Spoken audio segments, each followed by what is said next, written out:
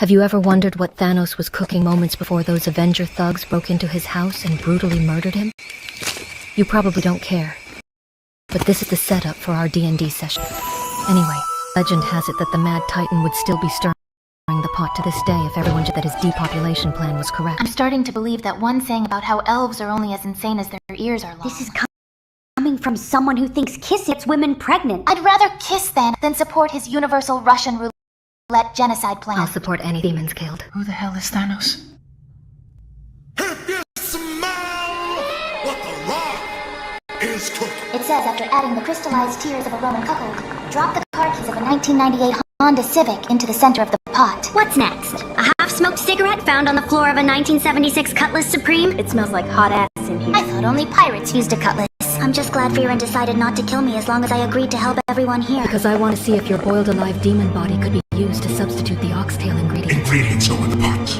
Anything else does not. What the hell is a Honda Civic? With the help of some very dangerous witches and several ingredients you'd find in a meth lab, we eventually found out that Thanos was trying to recreate the chicken nuggets from McDonald's they had before the formula changed. At some point, Megan slipped her blood into a pot, caused an explosion. The little Akin almost died, and somehow I got blamed for everything. What the hell is McDonald's? This girl is a damn dummy. You wouldn't happen to know any heal spells, would you? No, I'm a dark witch. I don't know anything about healing. When I first met you, you said you was one of the good witches. Yeah, good at dark spells. Mage, warlock, witch, alchemist, sorcerer, lawyer.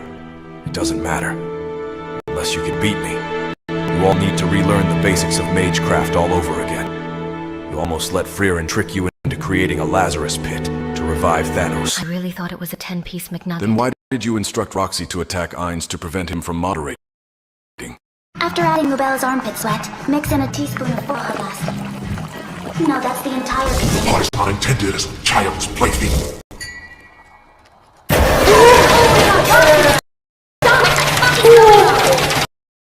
I have nothing to say to a demon. Okay, settle down, Huey, Frieren, and Voldemort. Let's work some real magic and find out how to get Crosshi's Patreon more stuff. Okay, well, then that's about it. So, how's that for an intro? Welcome, everybody, to Huge Circles, episode 14, I believe it is. It's amazing to be here. I want to say hello to everybody that made it today on this fine last day of November. Wow, tomorrow's December. It's hard to believe that whole year just flew right by like it was nothing. So I want to say hello to Bill, a Scotsman that happens to be here right now. So hello, Bill. And I got another message for you. It looks like probably sometime this week we'll be like getting some pictures of X-Transbot's Galvatron soon. So as I'm butchering the Scottish language right now, we got our illustrious Polar Bear of the Ages, Snortopupus Cuber. Hello, Snortopupus Cuber. Nice to have you here. And we got the Wrencher of Wrenches, at least on this channel, all the way from merry old England. That reminds you that, yes, as a freelance graphic designer, and I can help you on a budget and stuff like that, that's why you want to head over to Freelance Graphics. I still have to make sure that that link is working because something weird is going on. So, hello, Vince Womack, and hail to you, buddy. Nice to see you here, man. I promise I will try not to make you sit on your ass for about 5.5 hours. So, but I promise nothing. And also, yes, to remind everybody, if you happen to be on Rumble or watching on X or watching on here on the YouTubes, to like and comment and subscribe and make sure you do all the fun titillating things that you're supposed to do if you happen to be here on this channel.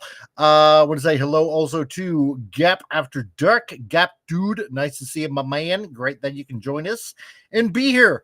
And yes, we do have a special guest. So everybody already wants to know, so is it Rancor Steve? No, it's not Rancor Steve, although he might show up a little later on. Gab wants to know, is it Shuti Gatwa from Doctor Who? No, it is not Shuti Gatwa. So I'm sorry about that. Hate to disappoint you all. Is it Skeletor? Well, no, you're close, but in the anime it was kind of like Skeletor, so there you go. It was not. What's that, Vincent? Oh, okay. The sheep won't fall for your fake accent. No, that's true. They won't. So shame on me for doing so. But no, you know what? Al is going to be a little bit late. I think he's going to be showing up a little later on. He had to go get some things, and that's okay. But we're going to introduce our guest here today. So here we go. And you don't know where to go to, why don't you go where fashion sits? Today we got illustrious comic maker Vaughn Colman of Phenomenova, the comic that has come out, and if you have not read this comic, it is a damn good read. Thank you. So, how's it going, dude? It's going great. It's going really well. I have been, for the first time in a while, just like blazing about last couple days after just nonstop working, and I've been enjoying it. But it's great. It's like issue 3. I'm wrapping it up, and that's been fun. My artist started on issue 4, and that's been great. So overall, I've just been very happy for the future, and I've just been enjoying reading comics these last few days. Kind of, although so have you read Invincible? I've read Invincible, yes. So I hit a point where it just went from like, I'm really enjoying it to like the biggest, I'm hoping to get off this rut, because I hit this one point in the comics where it was one of the most, and if you've read it, maybe you'll know what I'm talking about, but there was a certain decision that Mark made that I'm like, I don't like him anymore. And Mark and Eve, and I'm just like, I don't know how I feel about the series. It was one of the most baffling creative decisions I think I've ever read. And I'm like, all right, they've given me this many issues of good material. We'll see how it pans out. But I'm pissed. I'm pissed. Really? That bad, huh? Yeah, you've read the comic, so I'm assuming, do you know what? Yeah. Welcome to comics. Yeah, I know. But I'm just like, normally when that kind of stuff happens, it's because I read Claremont's whole run, and there was stuff that like I would be like, oh, I'm not crazy about this, but it was like, this was just, I just genuinely cannot believe that this was from the same writer. I'm like, oh my God. I know, it's weird. All of a sudden it takes a left turn, and it's like, the fudge just happened. To me, it was a certain character just basically allowing something horrible to happen and then just going bye. And I was genuinely in disbelief. You've read all of Invincible? I still got to catch up because I haven't finished the entire series. I know Al. Okay, well, because I've heard rumors, because Al Nickerson, who hopefully will show up sometime soon, he's read it. He loves it. So you two are going to get along great. And I was loving it. And then I read something yesterday where I was just like, this series sucks. Never mind. I was praising it. Wow. Oh my God. And then I was reading. Anyway, sorry. No, that's okay. I want to say hi to CJ Guy 01. So who says, "Yep, we all know you're Indian. You're close. I'm white." So you're close. But hello to you. So I'm ending up with like mysterious people on this channel that are just happen to be coming in, which is kind of funny. So CJ, welcome to the channel. Great to see you. Great. Hope you like and subscribe and all the fun stuff. Apparently, yes. I found out that when Spartacus. Oh, okay. I get you. I get you. You're Spartacus. Oh, right. Yeah, because everybody's changing their names on YouTube, and it's hard to keep track unless I actually like know the icon, and I kind of missed it. All right, no, not a problem. Okay, Spartacus. YouTube's name thing being funny. It is. It's like everybody's switching around their names. I haven't the faintest idea. Canadian Spider-Man. Nice to see you, my man. Great that you could join us today, dude. Yeah. So what was I saying? I forget now. Whatever. Anyway, so we got Vaughn here. He's going to be talking about his comic. We're going to be talking about comics. I'm going to show up everybody here on the live stream right here, so everybody gets to see themselves in all its glory. So as we draw and as we talk, and that's what we do. So let's see. Give you a little bit of what's going on as I share the screen, because I kind of try to come up with a little bit of an idea of what I'm going to be drawing today. Let's see. Oh, and we got Caleb Vaughn. Howdy, chat. Well, hello, Caleb. Nice to see you, dude. I don't think I've seen you here before, but hey, if you're new here, like, subscribe, fire questions away, be part of the fun, because that's all that's happening here, dude. So yeah, and if you happen to be new here, so this is what I do on a Sunday. I'll do I just doodle and we just chat and in prep for the manga that I want to eventually start putting out and stuff like that, and trying to bring on comic creators and to share their stuff, promote them. And so Vaughn, how'd you come up with what? Okay, let's get a little background on you. Okay, all right, let's do it. How did this all start? So I had I'd always liked, you know, storytelling ever since I was little. I had always, you know, I was always playing on the playground and what have you.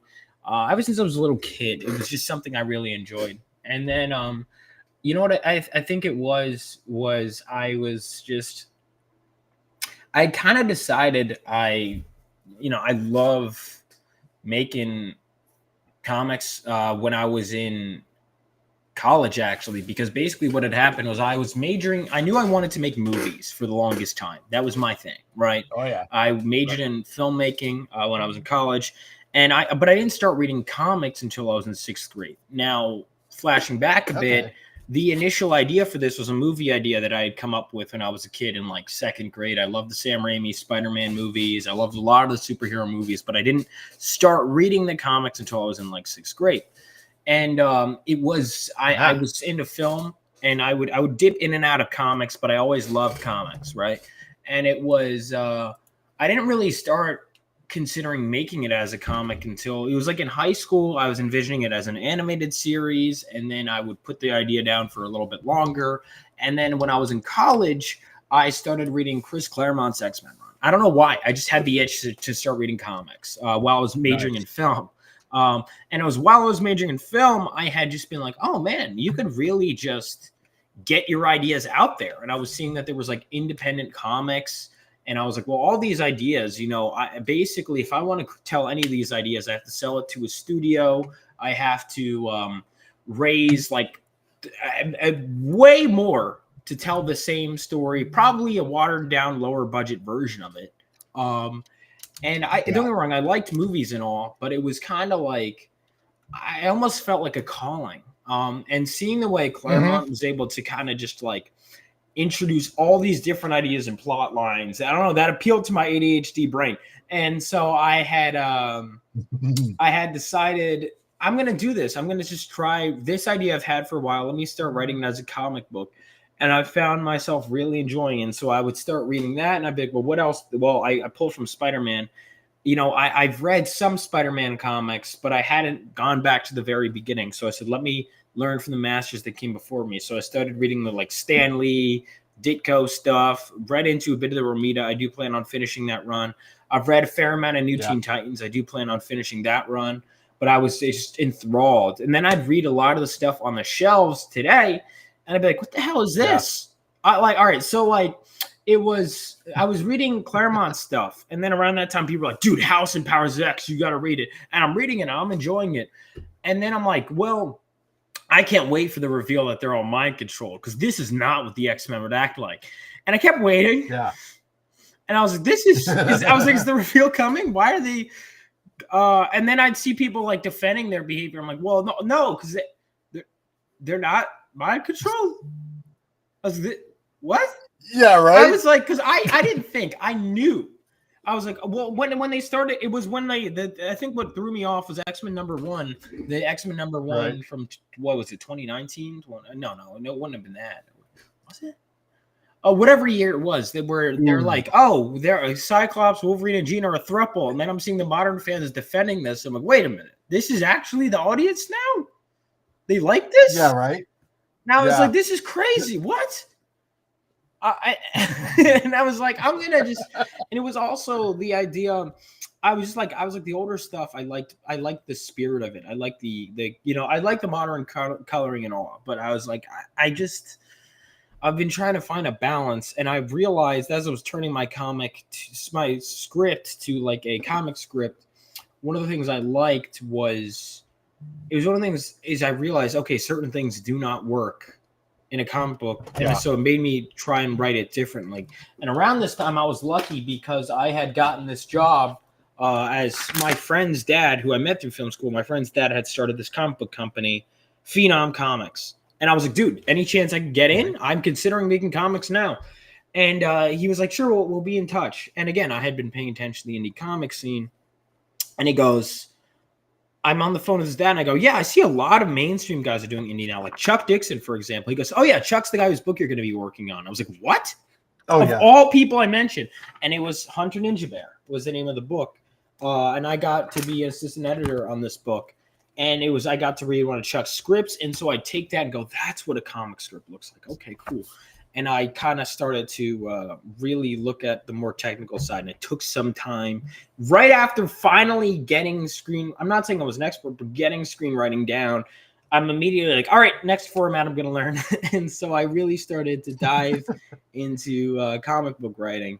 And from there, I would build my YouTube a bit. And I was learning about crowdfunding. And that's what led me to creating FphenomenOva. It's been a nonstop learning process.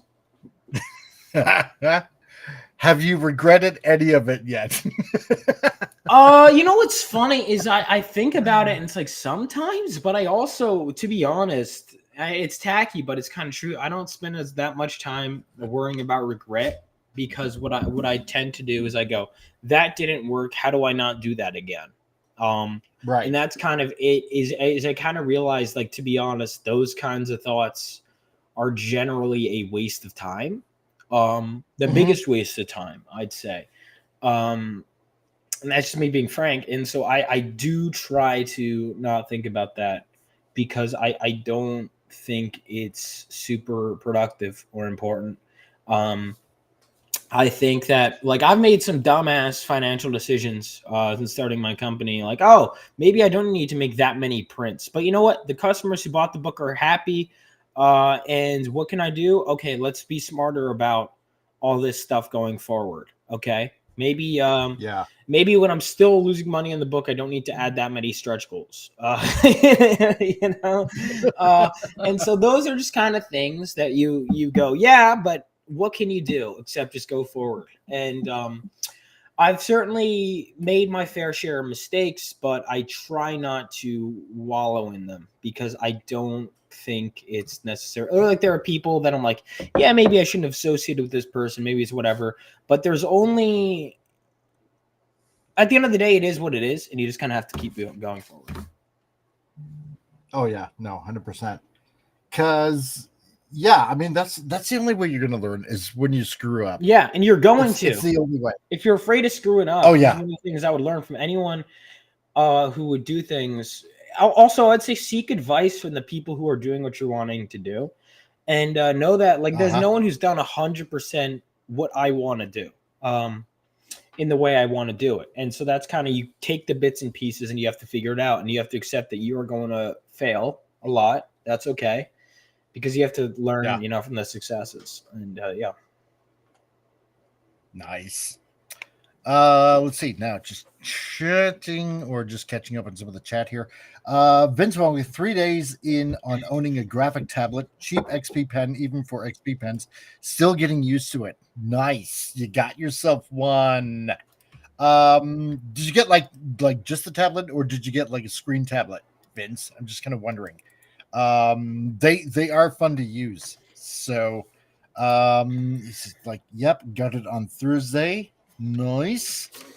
Yeah, I hope you really enjoyed. I do mine. It's like instead of just getting the super expensive Wacom ones, XP Pen just does just as well. So, I really hope you enjoy that. So, yeah, actually, here's an idea. So, how'd you come up with your character? How did that evolution start for you? Yeah, so Galvanite is my main character in Phenomenova, and that was a when I was little. For some reason, it would bother me a bit in Justice League, but it was also just a different idea. You know, I would look at Flash and be like, all right, he's fast. He has a lightning bolt. He doesn't have lightning powers, though, just speed. And I was like, well, what if I had a character who had both? And that's kind of where my character was born from. And I was, of course, as a kid, I was like, well, I want to play the character and, direct the movie and everything. And so that's kind of where that came from. And, Right. And then that character would just continue to evolve over time. But that was the base idea. And then I would keep coming up with new characters. And then some of them I'd look back on and go, that needs a lot of work. But there's a very few that I'd be like, that's sticking around. And it was just, I'm always coming up with new ideas and just expanding and then finding what works, what doesn't. And that was basically the gist of it. And then Galvanite was a name that came later because initially the character's name was Lightning Lad. And then I found out that was taken, and I was pissed.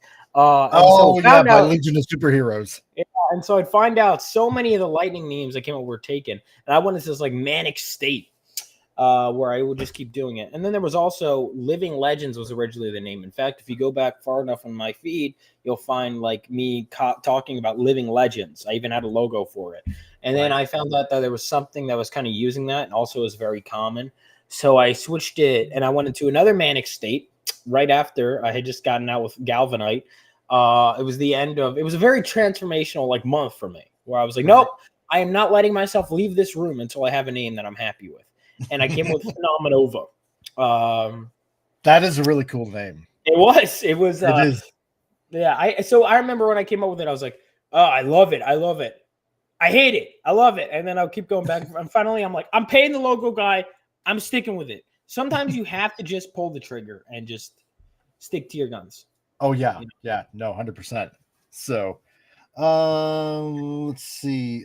Plain tablet. Okay, says Vince, no screen. Okay, hey, not a problem. Yeah, it does take a little bit of getting used to because instinctively you want to look down on paper as you're drawing, but you kind of have to let your, I don't know, it's like you got to separate your eyes from, where you're looking down on it to the screen.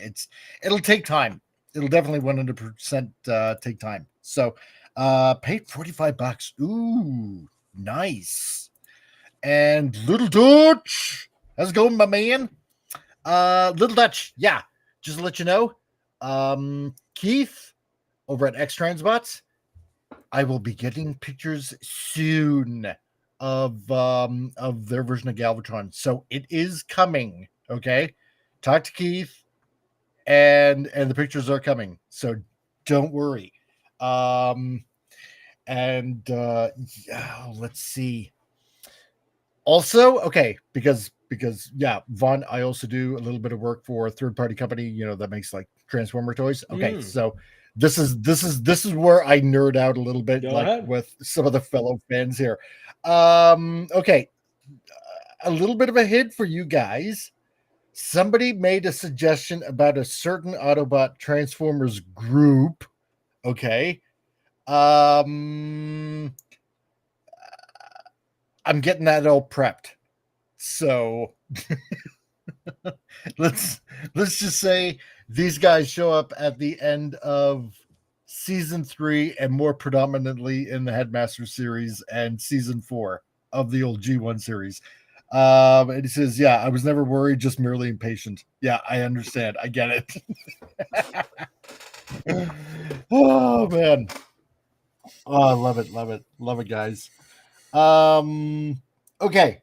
So you came up with a name. Here's the thing, because I find this actually very interesting, especially when you're doing character creating. Like when you were coming up with your main character for your story, did you already have like a picture in your head of how he looked like, or did that evolve in time? Yeah, I mean, I remember going through a million different hairstyles, but I knew I wanted to have that surfer style look. That was always something that's, again, I had this since I was a kid. When it came to the costume, what was interesting was for my issue 1, he has kind of a makeshift. I wanted him to kind of slowly earn his costume. So right now he still doesn't have his full costume. He has his issue 1. He has his like makeshift costume, which that I gave my artist freedom on because I knew it was going to be whatever. And then issue 2, I wanted the generic Phenomenova team uniform. You know how like in New Mutants they have the like group uniforms, and then eventually they get their own costumes. That was what I wanted him to go through. So all his teammates, they have the cooler, whatever. I had made the decision to really double down on the idea as I was like fleshing out the characters and just doing what makes sense story-wise, character-wise, and thematically. Yeah, it may not, like, obviously for branding, you want, like, Spider-Man has costume in issue 1, but I felt personally that I really wanted him to grow into his identity as Galvanite and to really earn his right to be a hero. And I guess that was kind of subconsciously might have been how I felt about myself as a writer, that I knew I had potential, but that I had to learn from the masters that came before me. And I think especially, I always say Phenomenova is in an age of deconstruction, it is a reconstruction and a reconstitution of the superhero genre. My story follows a superhero team that my character, he grew up like, so one of the decisions I made, and I think was one of the best creative decisions I ever made, was sorry, I'm jumping all over, but this will all no, that's fine. Is I had a friend basically tell me, he's like, what's special about your superhero world? I was like, well, it's got my characters. He's like, okay. He's like, well, why don't you come with something more interesting? And he was right. And so I thought about it.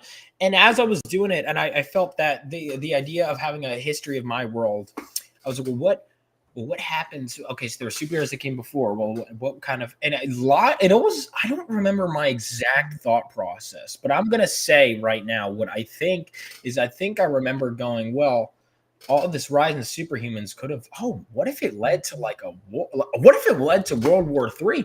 And I was like, holy crap, my world is like a post-World War III world, right? And as I was planning out the history of World War III, I'm like, that's a great story itself. That's going to be a prequel. And I still want to at some point. But I think it was the idea that we survived this thing that we've been scared of the possibility of ever since World War II, right? And the idea that the superheroes got us through it, I think was a powerful idea. And it was an idea that we have these heroes that we look up to. And I think I really kind of like how I look up to the masters that came before me. We have this character who really wants to be like those who came before him, and he needs guidance. And I think that's where Phenomenova comes in, is that Phenomenova is the new generation, and those that came before were the Crusader Corps. And I think in an age where, like, I feel like recent media, it's almost like everything's just tearing down what came before while pretending that they're living up to, like, again, the X-Men, for example. People will say, yeah, but X-Men was always like this. And you go, well, what about these old comics? Well, those were not good for the time, but we're coming up with better. And I'm like, listen, man, I read these, and they'll go, oh, it's nostalgia. And I'm like, dude, I was reading Claremont stuff for the first time as I was reading the new stuff. The old stuff is better. Like, oh yeah, miles better. Yeah. And I'm like, maybe like it was, I guess, kind of that, let's bring that true heroism, that idealism back. Cause I just felt the overly cynical stuff wasn't there, but let's give it a modern flavor, a futuristic flavor. And and I think that was kind of my ideas were starting to crystallize as I was figuring out not just my values, but the values I wanted to instill for the series, and also what I thought was cool and what I thought was fun and what I thought was it was like staying true to what I was doing and just kind of crystallizing it. And I think that's why it took so long to really get my first issue out the door. But obviously you don't crowdfund until you're like, okay, I can get it to you in X amount of time. You know, you make sure, especially if you're a writer or you're the artist. If you're the artist, especially, dude, get it as far along as you can, your first book, before you craft. You know what I mean? Like that's what you should be doing. Exactly. You should be at least, if not maybe a little over halfway done your book before you start to crowdfund. At least that's what I'm thinking right now. And don't let, this is some of the harsh realities. Sorry, again, jumping all over, but don't. No, that's fine. Don't let anyone tell you you're going to make money on your first crowdfund. You're going to lose money, actually. I don't know where you get really this do tell. You know, you're not, because I might as well find this out now than later. Oh wait, did you not know? People have this idea. Yeah, people have this idea. Oh, I'm gonna go ahead and make money, dude. How many? All right, let me ask you a question. How many creators that you've never heard of, never heard a good thing about their products, do you back realistically? They've never fulfilled a book. They've never. It's a series you know nothing about. You've never seen a review of it. No one. You know what? The first. Okay, that's actually a really good question. Okay. Because the first one that I got, let me think here. First of all, was Al Nickerson, because I who's had I did years a piece on him in the industry. Right? Yeah, buddy, that's had years. And at first, I didn't know anything about the guy, right? And and until I saw this news article that DC wasn't paying him his royalties, right? And to me, it's like, really, a big ass comic company like DC Comics isn't paying royalty, to a creator that basically, helped them make money in the first place. So I looked it up a little bit even more, and I found out this guy was like really cheating him out. So I asked him, it's like, hey, I heard this news about you. Can I make a video of this little video clip? Because he doesn't do a whole heck of a lot on his YouTube channel. But I said, hey, can I use this and just spread the word about what's going on with you? And he's like, yeah, anything to get the word out. I really appreciate it. And because of that, we became friends. I found out that he was doing his own comic, Sword of Eden. I didn't know anything about it. And so I just bought a copy because I wanted to know more about what he's creating, what he's doing, and stuff like that. And I took a read of it, and it's a fun book. It's a really, really fun book. And I think the next one that I did was Drunk 3PO's oh God, I'm going to butcher the name. I know. Anachromatic Chronicles. Anachromatic Chronicles. Yeah, thank you, because I get that tongue-tied. And that turned out to be pretty good, and so good that we talked a little bit when he was in Calgary last year. And so he sent me Green, which was really nice of him. Actually, I still got to read that, but it's a great book. And then the next one that I'm waiting on is Gary over at Pop Culture Minefield. He used to work at IDW, really good friend of mine, and he's finishing up his more realistic comic. So there's a lot of great creatives out there that are just totally going 100% undiscovered, and they're better than a lot of the writers that are out with DC and Marvel and all that. Tell me about it. It's amazing to see. So Little Dutch says it's not a true first crowd fund without a 3-year delay to deliver the product. Deliver your products to your paying customers, guys. Deliver them. Yes. You are. That is 100%. Not your money. It is their. It is company. It is like funding money, and it's not yours. That's right. Until I have my Kickstarter money still in my account. That is not my money. That is your money. Exactly. That is your money. No, that I'm it's using not. to make the book. It's yeah, man. It get like whatever is left over once you fulfilled all your promises, that is yours. Yeah. And even then, usually, like I late what I've been doing is funneling it back in. Now, hopefully, I can make enough where I don't have to do that. But that's part of it. Yeah, it is. And Jason Fox, dude, how's it going, my man? Been a member for 5 months at the ease it in slowly level. Says, oh snap, look at this. Yes, dude. Hey man, because I didn't want to send you an invite because I know that you're gonna be, spending time with the family. So Jason, if you want a link to come on the show, because Al's late.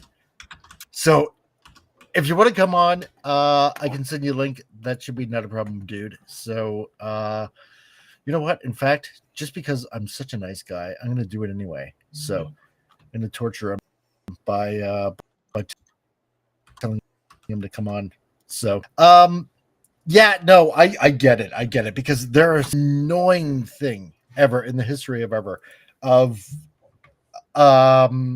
waiting on projects that people put out on crowdfunding, and then it never comes out. It just bonkers. And it like, I'll tell how you many the years truth, have we it been does, waiting for, like, Liefeld's Brigade? I never backed it, but people have been waiting 10 years, and it reflects badly on everyone, and it's why it's important to and this is and it's crazy, man. I have books. I'll get an email like a year ago. Oh, it's at the printers. I'll tell you, as someone who's printed books, it does not take a year to print. Maybe a couple days, maybe a week at most. No, it does not take. Like, there are times where I'm like, it's not even worth sending, and it's at the printer email, because I'm gonna have to send another one in a few days. So I'll just send you an email when it's printed, right? Because I'd rather, like, that. What's the point of sending? Like, that's how quick it is. It's not that great. Like, it's really not. Yeah, it doesn't take years. No, or months, or weeks. Little Dutch, maybe weeks. I supported to ship several out. crowdfunders, which never delivered, and the creators have gone silent. It sucks. Yeah, no, it does. 100% sucks. Yeah, no, I get it. Jason, I do have my last streams on the channel tonight, but I do have time now to join for a bit before my show. Okay, hey, not a problem, dude. All good. I sent you a link on the Facebooks. So, no, but here's the thing, because you've been actually really solid with your releases, which is great. Yeah.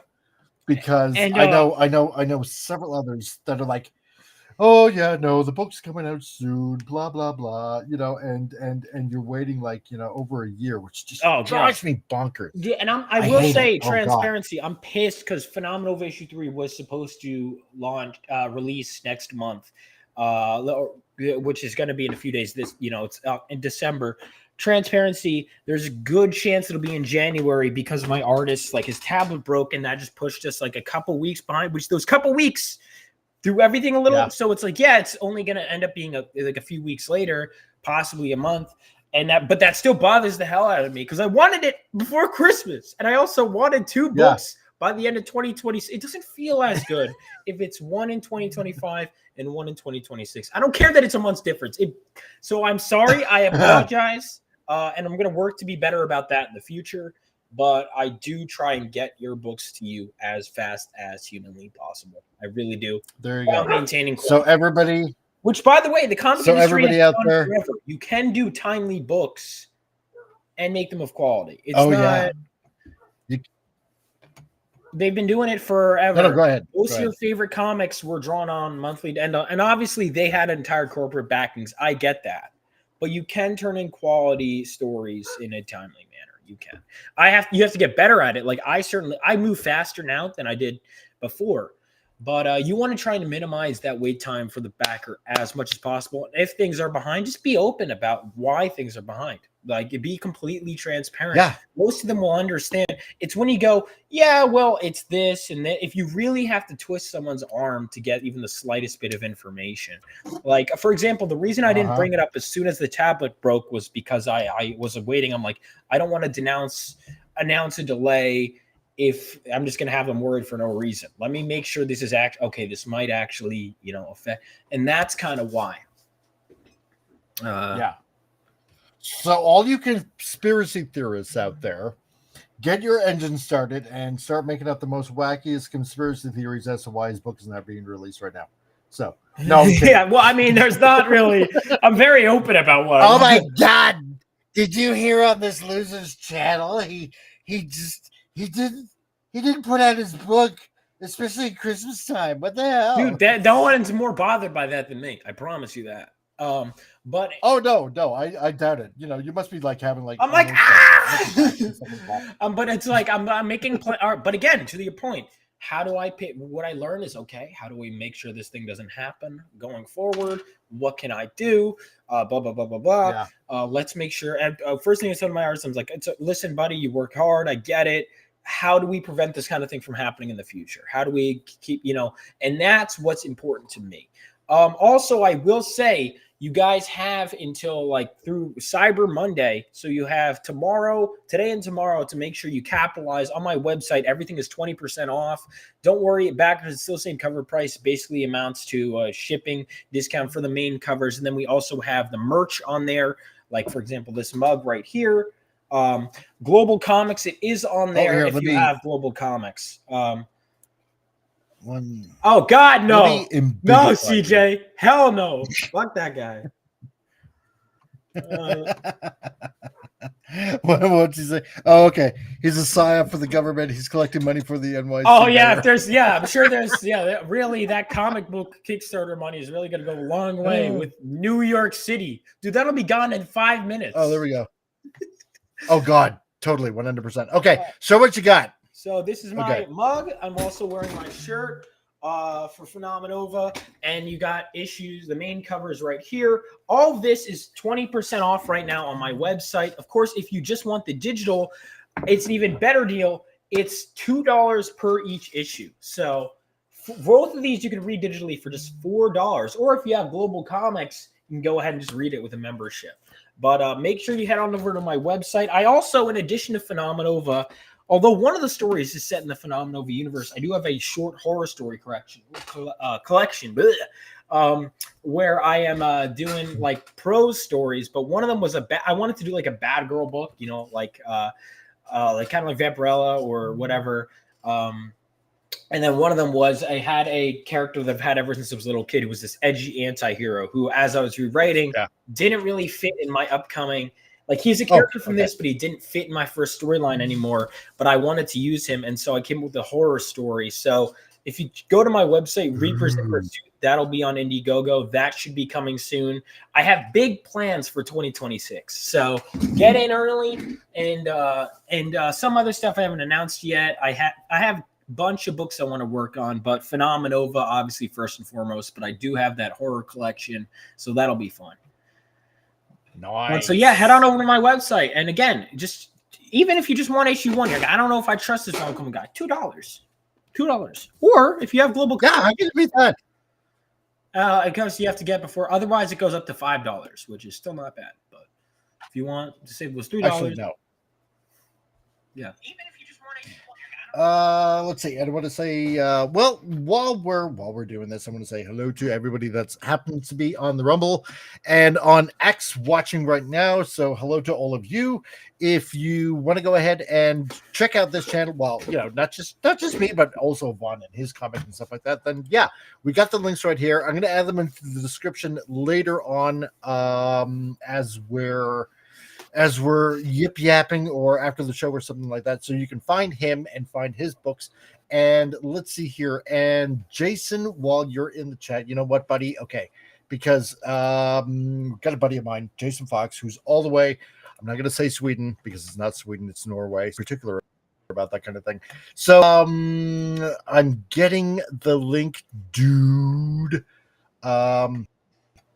Because yeah, he just actually finally got his book together. He had a little bit of issues at that Amazon screwed around on him. Hold on a second. Jason. Okay, one sec. I'll bring that down. I'll share this screen. And so, yeah. So Jason Fox over at 540 Studios. So he's got chapter 1 out right now. I'll put the link in the chat so everybody is happy with that. There we go. And Spartacus, Jason's Danish. Oh my God. He's gonna kill you, man.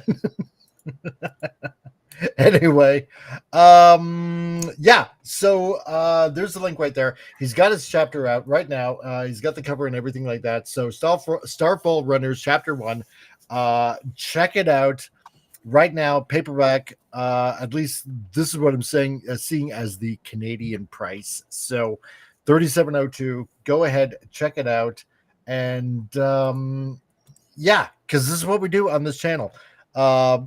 Just supporting everybody that has a talent that can do stuff. This is the new independent media is basically just gonna kick Hollywood's ass. So fake news. It is Sweden. He's just ashamed, says Vincent. Really? Let's see. Okay, so yeah, check that out. It's links right there on Amazon. And yeah, just buy the book, check it out. So let's see. So wait, Mike has been reading. So Mike has receding hair and Vaughn has lots of hair. Yeah, it's true. It balances out that way. Yeah, I've had a receding hairline ever since I was 18. My brother, on the other hand, has most of the hair.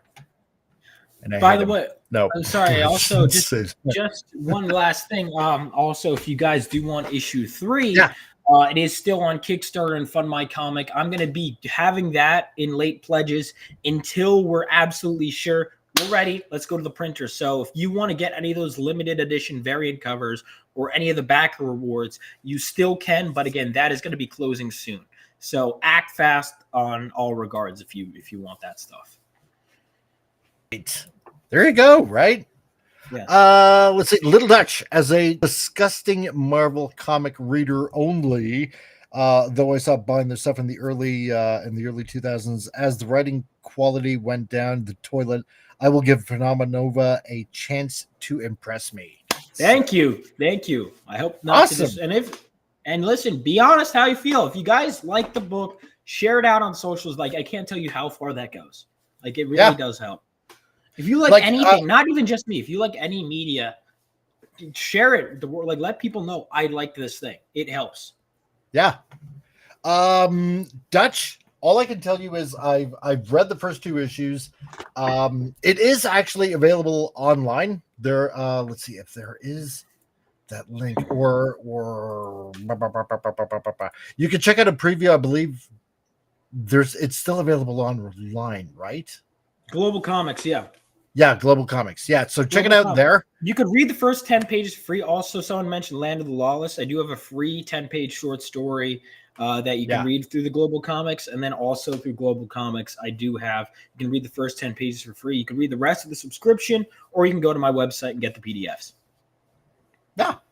So if you want a little bit of a preview, check out the artwork. The artwork is great. It's it's really, really good. When I first saw it, I was like blown away. I mean, this is it borders along the lines of like almost like a how do I describe it? It's close to a Jim Lee Art Thibert style. And that's what impressed me about it. That's kind of why I like this book. Yeah, it needed yeah. to. No matter how much time I spent writing it, it needed to look good, and that was crucial to me. Oh yeah. And my artist, I found him, and his stuff was so good. I said, "All right, I'm gonna rewrite this." He was like, "I'm ready to go with the script." I'm like, "No, let me fix it up a bit." I wanted to make sure it was like, if I'm paying for all these pages, that I'm giving him the best possible material that I can give you at this point in time for your talents, and it's just continuing. Issue 3 is his best art yet that he's done for me. And I got the chance with the nature of my book, because it starts with like World War III stuff, that I got to give him a splash and 2 spreads and to start the book, and that was fun before we build into the panels. Yeah. So so let's see, because I kind of want to ask, like, where do you want to take the whole storyline, but I can answer. I totally get it that you don't want to give away, obviously. Well, I can tell you. Okay, fine. Or what do you want to know? God, that's a good question. Okay, so what I will say is the 2 issues we're in a weird spot, which is again why I'm annoyed that issue 3 isn't out yet, because the title of the team is Phenomenova. The title of the book is. We haven't been introduced to the team yet. They've been alluded to, and issue 3 we're finally introducing the team. So what I can tell you is this. What I can tell you is that this first story arc is going to build into. So he's training with one of the heroes who's training him to join this team, Phenomenova, right? And it is going to become a team book, but we're getting introduced to the world and the team through the eyes of our main character, Galvanite. And from there, they're going to have their first villain conflict, and that's where we're going. With issue 3, Galvanite, after building off the first 2 issues, he's taking a backseat for issue 3, and we're focusing on the team. And then we're going to kind of build them together with issue 4. And then from there, get into some cool villain stuff. Nice. So, have you already picked basically a... Oh, here's a good question. Okay. So are any of the original heroes going to be coming back? There was one. I don't want to give away because I want people to buy the book. Yeah. Well, the issue 2 cover does kind of reveal. Yes. Yeah. So true. I could tell you definitively, and I won't. You see 6 members of the Crusader Corps, right? The Crusader Corps, again, they fought during World War III, and basically what he's asking is, are we going to see more of that team? All I'll say is keep reading. I try. You will. I'll say you will. I'm not going to say who. I'm not going to say when, but you will. You will see more members of the team. Absolutely. In fact, I'm going to be doing some revisions. I might put some earlier than I had anticipated. We will see. I'm not going to promise anything. I'm going to do what is best for the story, right? I'm not just going to throw a character in, just, hey, this guy's cool. That doesn't fit. I want to make sure it fits. Yeah. But I do intend on putting more of those heroes in, especially people love these characters, and most of them are in one image, right? And that's right. Let's add full backstories, full plans for all these characters, Nice. Even when I designed that image. Oh, there you go. Little Dutch. I'm currently in the process of buying the digital edition because shipping to my country is triple the cost of the actual physical comic, which is crazy. Thank you. Yeah, I know, guys. That's another reason to do digital. Do you want to expand your market, dude? Like, even just certain comics. I'm more likely, if I see something is available digitally, it's easier for me to go, okay, yeah, I could do that. So that's another reason. So absolutely, guys, offer digital. Initially, I was like, oh, what about piracy? Dude, here's the truth. If people want your stuff, some dickhead is going to put it online. Now, most people who actually want to support you will, and the people that are going to pirate no matter what. Even if it's 2 cents, they will still pirate it. Yeah. That's the honest to God truth. See, that was the thing I was going to ask. So, why put it out digitally if it's going to be like, parted away and stuff like that. And, because someone's going to take scans of it. Yeah, I suppose. Yeah. When you put it that way. Name one single comic that you want to read that you can't find digitally for free. Go ahead. That's actually a really good point. Yeah. Because there are thousands upon thousands out there. And how do you spend money on comics? Well, exactly. Only the comics that I like now. Right, because there's nothing really right now mainstream. Let's put it that way. That I like right now. Or I'll be I wanna- liking a series that I know I'm gonna get rug pulled, Yeah. and it sucks, man. How's it I want going? to say Andy? hi to Caffeinated Wolf. Hail and be sure to buy copies of Phenomenova. So I'm guessing, obviously, you know this guy because I don't know. Oh this yeah, guy, that's so. Andrew from Ripperverse, NBA Andrew. Oh, okay, dude. Wow, we got Ripperverse alumni here. I like this. This is awesome. Well, hail to you, Caffeinated Wolf. Nice that you can join us. So, and yeah, exactly, Bill. Yeah, or pirates, you say. That's true. Lots and lots of pirates. Yeah, see, because that's kind of one And thing that I'm not I was endorsing thinking about. piracy. It's I No. don't want it, right? No. People are gonna be people, and people suck sometimes, and you have to accept reality. But I'm putting it on there. Example. Okay, I want to get into Chainsaw Man. I guarantee you, I could find the whole thing online. Well, like that. I certainly did like ages ago when Naruto was out. Like, I downloaded like every manga of it. Because, And you know what's going to happen if everyone pirates Phenomenova? Vaughn, why are you making another one? I really liked it. Gee, thank you for the money to support the books. yeah, right. Newsflash, the money, I'm not just blowing it at the strip club, right? This is all going to the next book right now, you know? Yeah. And then hopefully if I can make enough living on, that'll be more time that I could then spend on making the books. Because it's good to keep putting out more stuff to build that following, to build that fan base, you know? And so yeah, and again, right now, guys, these $4, and it's also, so that's the honest to God truth, is if you want more of it, you got to support it. It's literally benefiting you to support this stuff. Jason Fox of 540 Studios, how's it going, my Nordic friend? No, I'm doing pretty well, man. Doing pretty well. Hope you guys can hear me. I'm on my second computer, my working computer. So what? No. Yeah, so I'm using a different microphone here. But yeah, as I said, I could join a little. So how you doing? Yeah, that's good. Doing pretty well. I've been writing on my chapter 2 of my book. Yeah, nice. That's awesome. Beauty. So here's I think I messed something up here. Yeah, I totally messed something up here. Yeah, I don't know. Maybe you did. Yeah, I did. Something's along the way. Something got away from me. I gotta fix that because that's gonna bug me now. Okay, because if I go down like that, see, I'm now I'm thinking out loud, and okay, I'm gonna get to that later. So, yeah, how's it going, man? In the frozen tundra that is not Canada. No, it's going fine here. It's cold, it's a little bit white outside. That's right. You know what? Somebody told me something funny. Snow is the white man's sand. So just remember that. And yeah. And you live in the land of white man's sand. So yeah, right. more or less. Yeah. That way, because we all grow better through diversity and knowing that I can still remember the icy cold white privilege that I have. So for the next 4 months.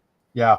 And I do see that Vincent is sharing the wrong version of my book Forsaken. Because the one he shared is the one that had issues that Amazon effed up for me and destroyed my Way to file. go, Vincent. Yeah, so that is way too short, and didn't they messed up so much with that one, unfortunately. All right. So the version is called Part 1 Director's Cut, the Forsaken Part 1 Director's Cut. That I had to rename it so it's easier to find because okay. And Amazon DJ Play Nice, how's it going, man? Rock salute and thanks for hosting comic. Hey, not a problem, dude. And all the way in Europe, Little Dutch has sent a super chat for 22 euros. Dude, thank you very much. I have no idea what that is in Canadian money. It's probably something like maybe $5. I haven't the faintest idea. So, and he says currently messing with the X-Transbots Protectobots, and I was wondering if you know if Fuzz and Joe can come from a different designer than Paragon and God, I wish you would use the English names. I think I know you don't. Okay, so basically Streetwise and Groove. Okay, and First Aid and Blades. So they look different in the styling when you put them next to each other. As far as I know, dude, they all are from the same designer, 100%. But as far as I know, as far as I know, Keith is also looking for another designer, so I think he's looking to wrap things up. But dude, thank you very much, very, very much for the 22 euro super chat. And for you, dear friend, let's see, because you know what, I haven't done a lot of super chats lately, but this one is for you.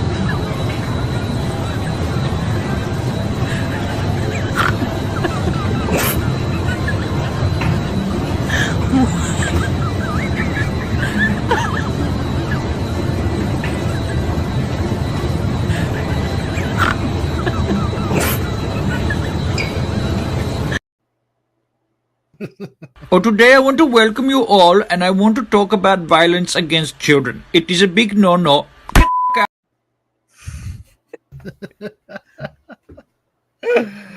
So, man, So thank you great. very much. Thank you. I know, right? This night, it's all about the children. So, get out of my way or smack you stupid. Incredible. Oh, there we go. Spartacus has already done the conversion for me. I appreciate that. So it works out. Wow, it actually works out to 35.67 Canadian. Wow. It's more than $5. Now I can afford a kidney. So so Little Dutch, dude, thank you very much. I really, really appreciate it, man. I really honestly do. And thank you for buying a digital copy. Thank you. Of Vaughn's book. Yeah, man. So and if I you hope like really it, enjoy it, there's digital on the Kickstarter for issue 3. So right on. I don't know, Jason, you got any questions? Not really. I did not plan to, come on. So, but I said I could join a little. that's all good. But, yeah, no, been a so nice to meet you, man. Nice to meet you. How are you doing, man? Doing well. I'm doing well. I might do a game stream later. I don't know. I'm figuring it out. Ooh. But I do have a YouTube channel, by the way. If you go to my YouTube channel, which is Vaughn Colman, I'm probably going to talk. I should probably host the conversation on Stranger Things 5, considering that's all brand new and everything. I started it and I already. Yeah. You're not a fan? Because you know what's funny is I was thinking like, oh, this is going to be terrible based on the reviews. I was enjoying it. I don't know. It didn't surprise me. No? You weren't a fan Remember, of it? Gay saves everything. Oh, So I'm gonna say. but you know what? Actually, because I was having this conversation, and it's like, you know what? Back in the 80s, we didn't even this is the reason why we came up with the word fag. I'm sorry. It was not a thing in the 80s. It was not. It wasn't. But the real term of a fag is a cigarette, man. Well, that's true, right? So, and we all know that back in the 80s, at least we had that song "Smoking in the Boys' Room." So, at least I got that part right. But you know what? At this point, because they've already introduced it, like last season, it's like, well, I mean, it's already there, and it's already kind of like part of the storyline. Season 3 is when they introduced all that. Was it season 3 or season 4? Season 3 is when they both Robin and Will were gay in season 3. Oh, okay, yeah. I think you're right. So I didn't mind it. To me, I didn't think it was too poorly done. I didn't mind it. Nah. I think the problem with it is just Will has nothing to do, so it felt like they just go, the actor's gay, let's make Will gay. It's like, what about all of his his interesting conflicts. That to me was the problem. Like Robin, it was like doesn't bother me. The reason it bothered me with Will is it was like there were so many more interesting things, and he just became gay, and it was like, dude, don't you have gay and what else? Yeah, no, but that's how it is, man. They care more about the gay aspect, you know. Like, okay, so Mystique in X-Men was gay. Yeah. She was clearly gay. Well, she was gay. She was bisexual from the beginning. No, she was lesbian. No, she was lesbian in the beginning. She never go and look at Claremont's run. She never expressed interest in men at any point. And that's talking according to him. Right, I know. I'm talking according to him. Yeah. He said she was lesbian or gay at least. By what I read of what he said. Oh, because that's not what because I remember him telling me that because him and Destiny were in a relationship. Yeah, that was one of the original things that he had, and it also got, later on they said no to what he planned because he wanted her to be pregnant stuff, and they were back in the day they were like, no, that is just stupid, and they have the whole story, who his father is and everything, but that got changed because of Disney owning the Marvel. God, yeah, they changed that so many freaking times. They changed. Well, that's the problem. The problem is it's almost like. I mean, here's the thing. At this point, by the time they changed it, it's kind of like, okay, but like these characters are so far off base anyway. At this point, it's almost like too late in a way. And it also goes against who Nightcrawler is and his beliefs. Also, I don't think it is because that was the plan. He could still be a Catholic, and he was just conceived in that fashion. I don't think that necessarily. And at the same time, he looks as his father still. That's the problem. Because his father was made up after the fact, though. Like Azazel was made up in the 2000s. Oh, I think so. Yeah, something like that. But Azazel was Azazel. So Azazel was planned after that. Did she have a fling with Magneto? It wouldn't not during Claremont's run, which is when that whole thing was conceived. Yeah, kind of weird. I'm gonna have to go through. It's weird. It's like her and Magneto. Do they even interact at all during Claremont's run? I'm pretty sure they did. When? Because because Claremont's been around for a long time. Well, the entirety of Claremont's run, what shocked me was that Magneto is the Mystique is leading the Brotherhood that whole time. Magneto has nothing to do with the Brotherhood during that entire run. Oh, and Little Dutch, I had a toy fair this weekend. While it was a ton of fun and the sales were good, I'm absolutely exhausted, so I'm going to go offline, hit the hay. All of you have a wonderful remaining stream. Dude, thank you very much. And you know what? And thank you for the super chat. I really appreciate it. Thank you for that. And yeah, and you have fun, man. And go hit the hay. So appreciate you, dude, for coming on over. So and spending time with us. Mm-hmm. So okay, here's another good question. Okay, so besides Claremont, any other writer that you really enjoy? I mean, Frank Miller's Daredevil run is just so good. Frank Miller, Marv Wolfman, Jeff Johns, Chuck Dixon, Jeff Loeb. I'm really liking Kirkman Invincible, but these last couple issues, that I just read, really I'm like, I cannot believe some of the creative decisions. That it was like bliss for how many issues. And I'm like, what the hell happened? So he has 30 issues left in the series to turn it around for me, but I still like Kirkman, but oh my God. I like, I mean, those are my big ones. Oh, Paul Dini, of course. Love Paul Dini. He's pretty good. He's great. I like, I mean, those are my favorites. I like, let's see, I'm looking at my shelf right now. I mean, those are my favorites for sure that I can think of off the top of my head. Nice. Let's see. Trying to think here as I'm doodling away and whatnot. And so far, so good. I'm thinking, hey, Deeple. Nice to see you, man.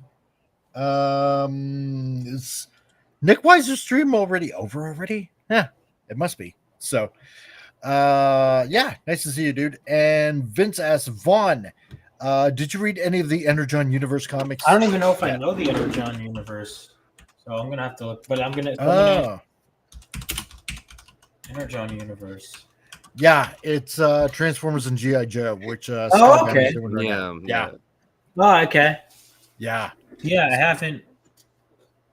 I'll have to check it out. I've heard good things. Oh, it's solid. It's a really solid storyline so far. So, if you've been a fan of Transformers, I have Void or Rivals Joe, number one. good. Yeah. So it really builds up the universe pretty good. So and on top of that, it looks like they're going to be making a show. So based on the whole thing, which should be really, really good. Yeah. So let's see. So chat, if you guys have any questions for Vaughn, fire away as I'm away. And you know what? Before Vince says it, yeah, I'm gonna hit the save button just in case. Because you never know. You never know what happens exactly. so yeah, far, that's it's like even when you do videos. Yeah, right. I do have to do more major or more hot shit books, but I do have that short story collection. I also have a comic I'm working on called I Can Fix Her. It's about a demon hunter who has an ex-girlfriend who's half demon, but she's not like other demons. She's different, and she needs his help. Oh yeah, yeah. So she says. So that is going to be fun. I'm writing that with a friend who's a stand-up comedian. That will be a fun one. I've got a lot of projects in the works, so get in early, guys. Get in early. Sweet. So here's the thing. Okay, so since you've started the whole independent comic journey, here's an interesting question for you. Have you received much opposition from like anybody out there? And you know, I shouldn't ask who, unless you want to say who. Yeah, I'll leave that totally up to you. But I'm gonna ask, like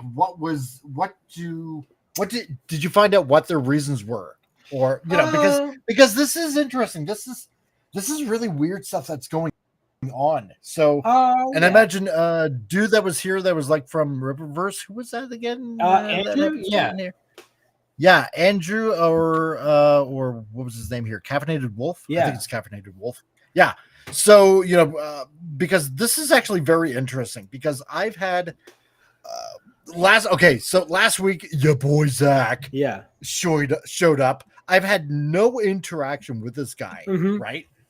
And he just happens to come in like last week and is like, oh yeah, check out, you're gonna check out my lesbian comic. I'm like, his lesbian comic doesn't exactly. Yeah, it's like, dude, doesn't exactly float my boat, but you think that's what's gonna sell, then hey, all the power to you, and coming on and saying like, like Nerdronic and Critical Drinker and this and this and this. Oh, they all suck, and because the new is now good, and it's like, okay, dude, I have no idea how you found this stream, who you are really. But thank you for the view. Yeah, but thank you for the view. Exactly, right? So and this is the one thing that I've been thinking about, like putting out your own comic. I'm sure that there's gonna be, hey dude, nice to see you, man. Mr. Peterson. Great to see you, my man.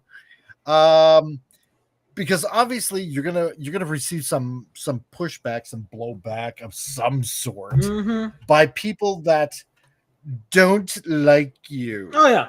And yeah. So got any tales of that? I do. In all honesty, and this is just kind of in the spirit of going through stuff, a lot of that stuff really doesn't matter a whole lot in the grand scheme of things when you think about it. It's kind of because at the end of the day, so people, you can't control how people are going to react to you. And if anything, what you do is you usually just want to treat that as a reflection on them, right?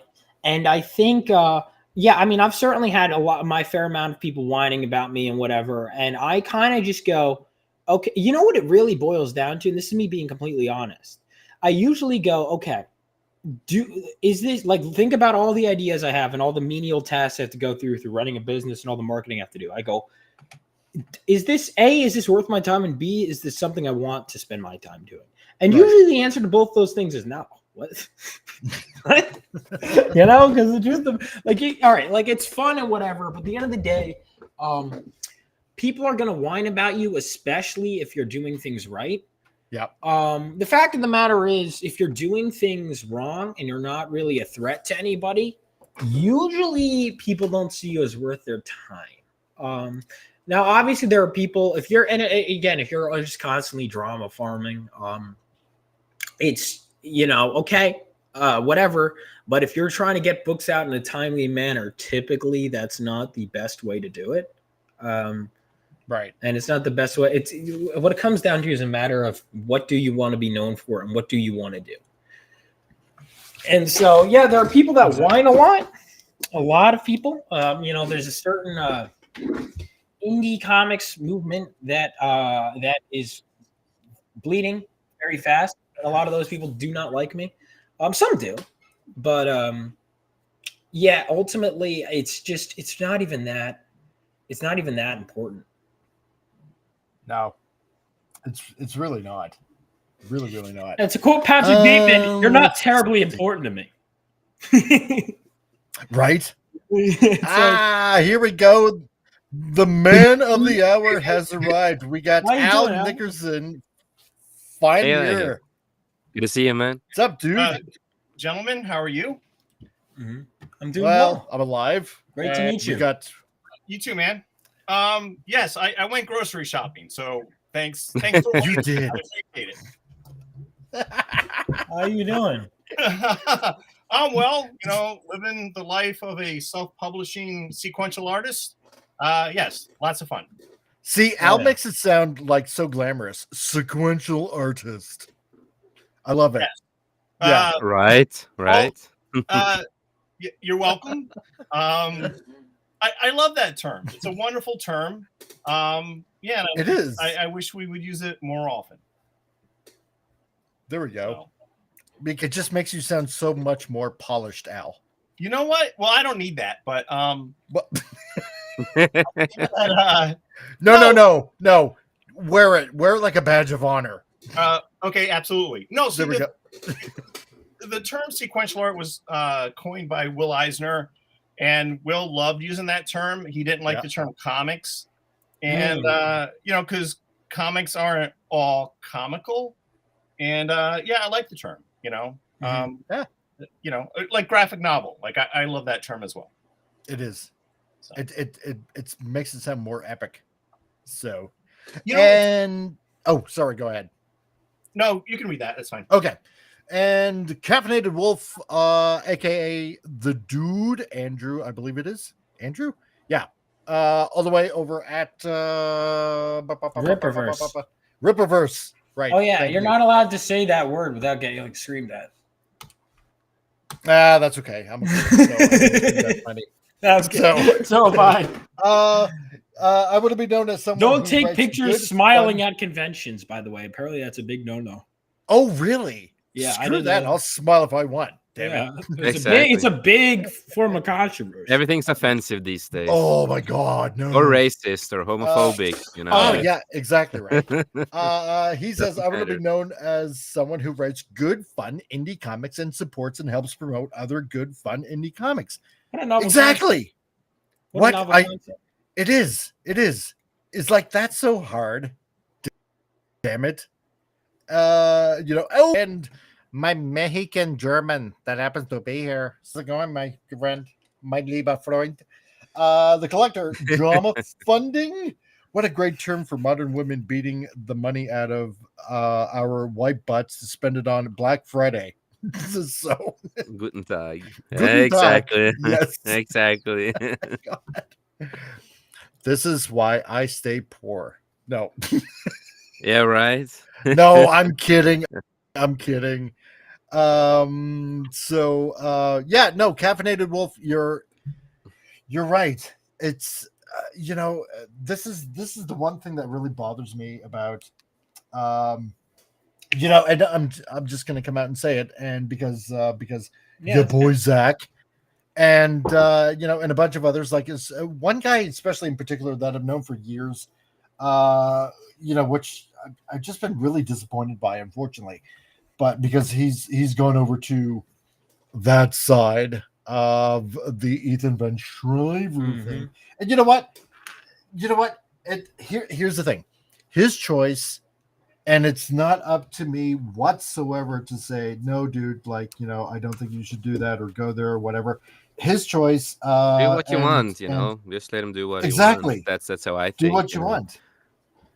Exactly. If you like what if you get invited and you like what they're doing, you know, and you want to be part of it, and you're invited, then go for it. It doesn't matter, even though it is that kind of stupid drama between those two sides. And I don't deal with that shit. And other people. I mean, it looks largely one-sided, to be honest.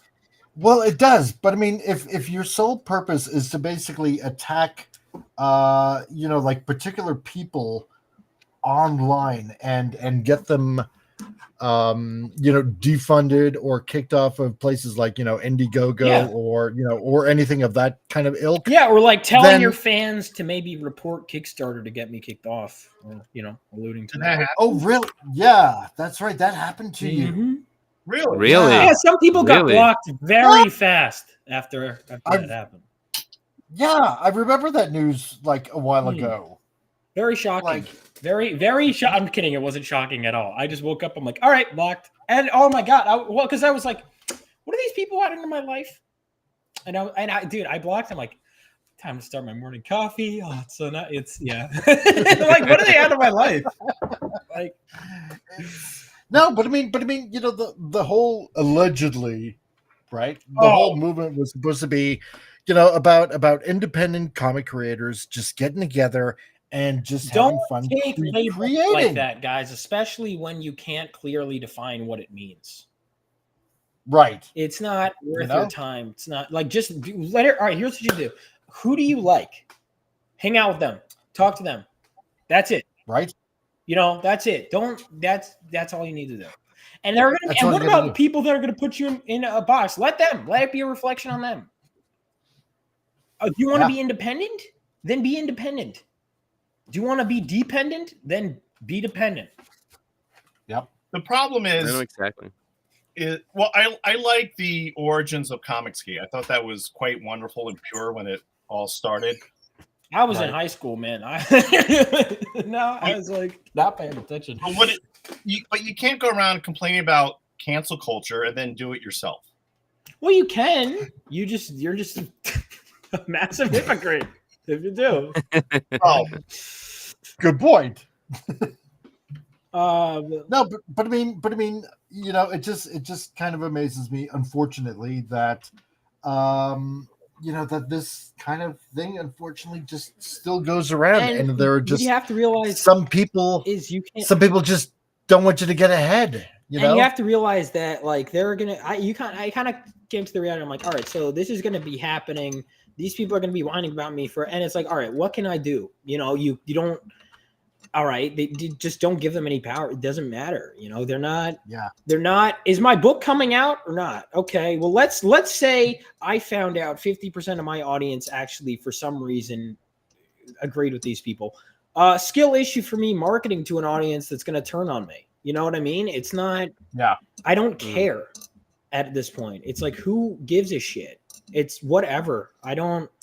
You know, it just means, all right, so I go to conventions a lot, I market a lot, I come on these streams. Let's say people decide they don't like me because someone else who I don't like told them not to follow me anymore. Okay, then you were never a fan of mine to begin with. Nor a friend. Exactly. Nor a friend. Right, exactly. Like, I had people that I thought were my friends, and I was like, oh, well, you know, because I'll always be friends with people that'll have a mutual friend that I can't stand. That's just reality. Or I'll be friends with two people that hate each other. But there were a surprising amount of people where they'd be like, I don't like you because this person's. I'm not. What does that have to do with our friendship? Okay, let that be a reflection on you. I don't care if you like that guy that I don't like. It's just it's cult-like behavior, to be frank, and it really is. And I just don't care for it. No, and I don't. It's rather taking ridiculous. It. I'm just ultimately my goals when I break down how I want to spend my days and whatever.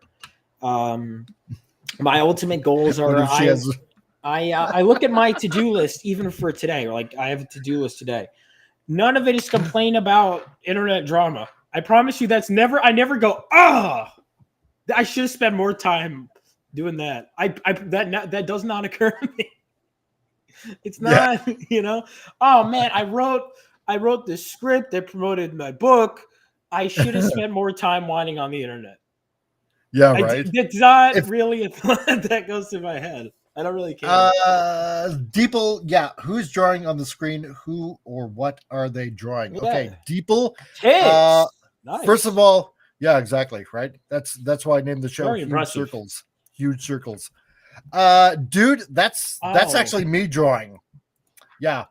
Huge. It's an inside joke between two people. We call them Huge Circles. So, and there's an obvious reason why, because they're huge. No, that's actually me drawing. So in prep for just honing my skills, stuff like that, for when I got my comic eventually coming out. And this is why I got this channel also. It's bringing on people like Vaughn and like a bunch of others that we had before, like Mindy, and we got Al and stuff like that know what they're talking about, or or sharing their experiences in the comic world and putting out their own stuff and stories and stuff like that. And because if you guys like Jason here, he's got a book out and he's very extremely professional in making music.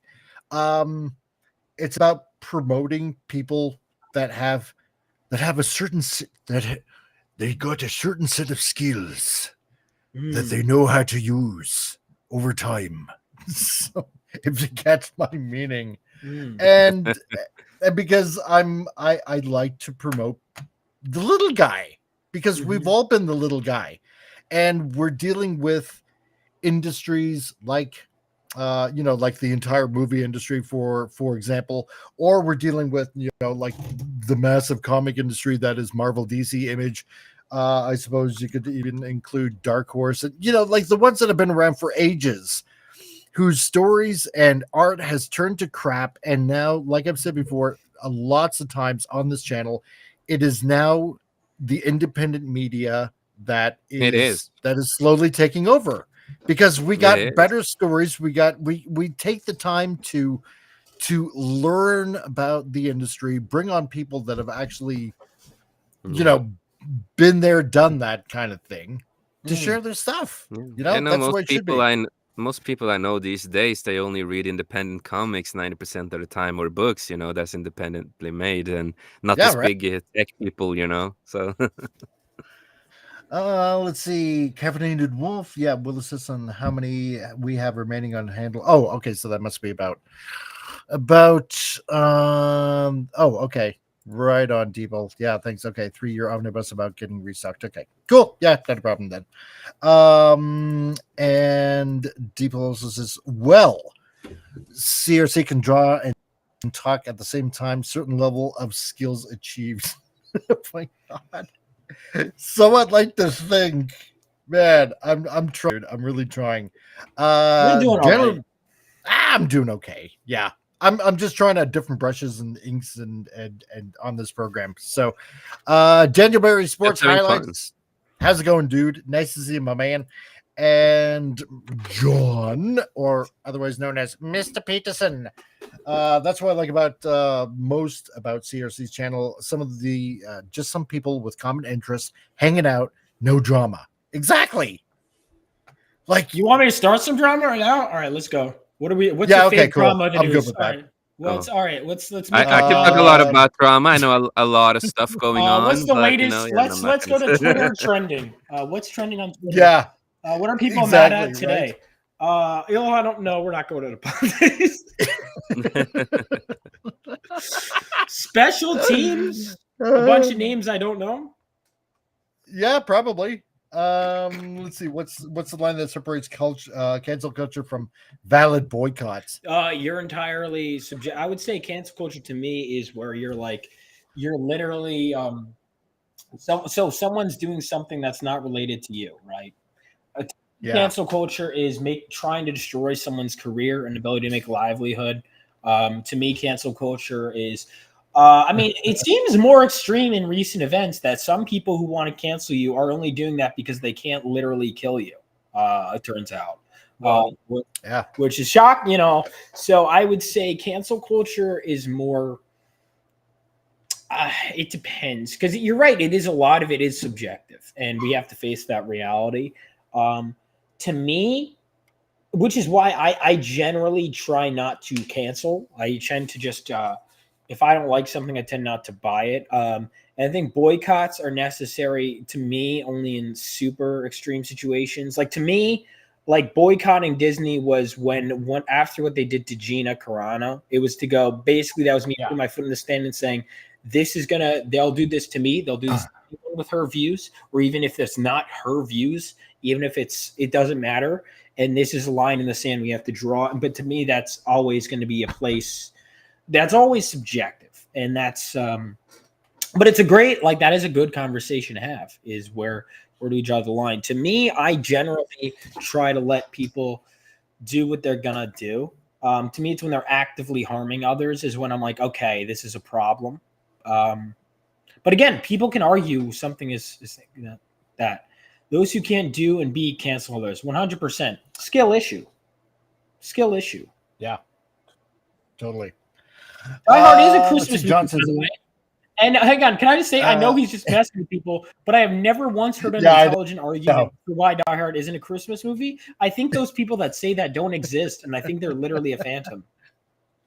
Because everyone goes, there's a huge debate about Die Hard being a Christmas movie. And I'm like, I don't know anyone who argues that it's not a Christmas movie. People always say it's a big debate. I'm like, where is the other side of the debate? Are they hiding in the underground? Right. I always say like this: view it the way you want it. No, but how? Like, who is arguing adamantly that it isn't a Christmas movie? Genuinely, this isn't like name someone. I haven't the faintest idea. I really, honestly don't. Like, who are these people that I'm being told are gaslighting me? This is a fake battle. Yeah, because the only thing is that it was released originally in July, and that's it. You know, I'm tweeting this out. Ready? No, it doesn't. So was tons of movies were released. What? So wait, is it criteria? When was this a Wonderful Life released? Oh God. That was like quite a while ago. And Mindy Wheeler, how's it going? Oh, hey, how's it going, Mindy? Hey, look at all these awesome people on his stream together. Exactly. All right, It's a Wonderful Life, January 7th. Okay, that's a movie because it came out January 7th. No, this is dumb. This is a dumb argument. There's no logically sound argument. And the thing is, I'm just going to ask, is there anyone who actually thinks Die Hard isn't a Christmas movie? I keep being told, and if you guys want to engage in this tweet or retweet it out, I keep being told there is a massive controversy / debate, but I don't see it anywhere. It is a Christmas movie. Totally Christmas movie, Mindy. 100% movie. Let's see, John, if you want to see a good. Oh, here we go. Oh, Al's bringing it on now. Well, I don't know. I like. No, well, Die Hard is a great movie, but that's not the question. Okay, my friend. No. Well, I'm not done. I'm not done. Die Hard. Well, first of all, I agree with Vaughn that it's a stupid debate. So there's that. Yeah, but Die Hard, the film, I mean, that could have happened, that story, any time of the year. Incorrect. No? No, because, okay, so what is the plot of the film? Break it down. So Bruce Willis goes to spend the holidays. The what? The holidays. It could have been like any holidays. No, but what? All right, so it could have been any holidays. But it could have been any holiday. Right, but why did he choose Christmas? I don't know. Say which holiday, Al. Say which holiday. No. It was New Year's as well, right? They wanted to spend a collection of all. Yeah, who knows? Right. Yeah, I think that it depends what your view of Christmas is as well. because I am a Christian and I believe in the gospel. And to me, Christmas is not the more sort of commercial aspect of what Christmas really is. So what would you say, like, would you say that it's in the Christmas spirit to reunite with your wife and spend the holidays together? Well, ex-wife. Right, to reunite with your ex-wife, and then what's more Christian than that? Really, to fix your marriage. Well, she well, don't a lot want of things are more Christian, but you know what I point. It's still Well, saving yeah, well- your marriage, killing terrorists. I think, you know, I think in all honesty, I mean, the movie itself is literally about family. You don't fly across the country for just any time of year or for his birthday, right? It has to be Christmas. And I think the movie is very much in the spirit of Christmas. So what is it? Starts with him wanting to spend the Christmas with his family. How does it end? With him reuniting with his family to spend Christmas with them. The whole plot, the terrorist thing is literally just in the middle. But if you just plop that out, the beginning and end is about him spending Christmas with his family. Well, here's a This is fun. No, well, because I don't have strong feelings about this, and I do think it's a silly debate. But I think a very good Christmas movie is, you know, the Charlie Brown Christmas special, and I think that's a wonderful Christmas movie. I think they're both wonderful Christmas movies. Oh yeah, it's a wonderful Christmas movie. I don't know. I mean, Die Hard takes place during Christmas time, which is nice. But you have something like the Peanuts Christmas film, animated film, and it has the gospel message in there. And Linus gives a nice little speech quoting from the Gospel of Luke, and I think that's wonderful. So that's what I think is what Christmas is all about. And you don't have that in something like Die Hard. I mean, you have the gospel of killing terrorists. That's a gospel. no, kidding. No, I'm all for it. Don't get me wrong. But. No, it's not. Yeah. No, I mean, I gotta see. So to you, so a Christmas movie has to have like a Christian element, which is a fair standard to have because it's a Christian holiday, right? Would you say that? Oh, absolutely. So would you say that Jingle All the Way is also not a Christmas movie, or Rudolph the Red-Nosed Reindeer? Oh, well, that's more of a. I don't find Santa Claus and the whole mythology around that as Christian. So would you say it's not a Christmas movie then? I guess it depends on, you know, your view of what Christmas is all about. I think since people who View it the way you want it, that's all I say. well, maybe, but yeah, I mean, to me, Christmas is not about Santa Claus and Rudolph the Red-Nosed Reindeer and gift giving and all this sort of stuff. Well, the gift giving's fine, I guess, or a Christmas tree or that sort of thing. So to me, that is not that is not Christmas. That is not Christian. So anything that doesn't involve specifically like a Christian message, would you view as not Christmas? Not for me. Yeah, not for me. No, absolutely not. Okay, so by that logic, would you say that most Christmas commercials, most Christmas sales, most Christmas decorations are not Christmas? I don't think it's Christian. No. But I didn't ask if it was. I asked if it was Christmas. Well, again, well, like I said, my view of Christmas is not what you're describing. Right. So, do you understand the point I'm making, though? Well, no. People hijack terminology all the time. Right. Doesn't mean it's true. Right. No, and that's fine. But so we're getting somewhere with that. Okay, because here's the thing, because your argument is theology based, which makes sense. It's logically consistent. But these people will say Rudolph the Red-Nosed Reindeer is a Christmas movie, but not Die Hard. Right? Yeah. And then you ask, what is the Christmas spirit? And they go, well, Die Hard doesn't have Christmas cheer. Well, what is Christmas cheer? You have a clear, consistent definition that we can work with. It has to have Christianity in there. One sec, because Deeple has given a $2 super chat. So there we go. Deeple, thank you very much. And he says Die Hard is not. He still says Die Hard is not a Christmas movie. No, Die Hard 2. Oh yeah. Oh man, Die Hard 2 is during Christmas.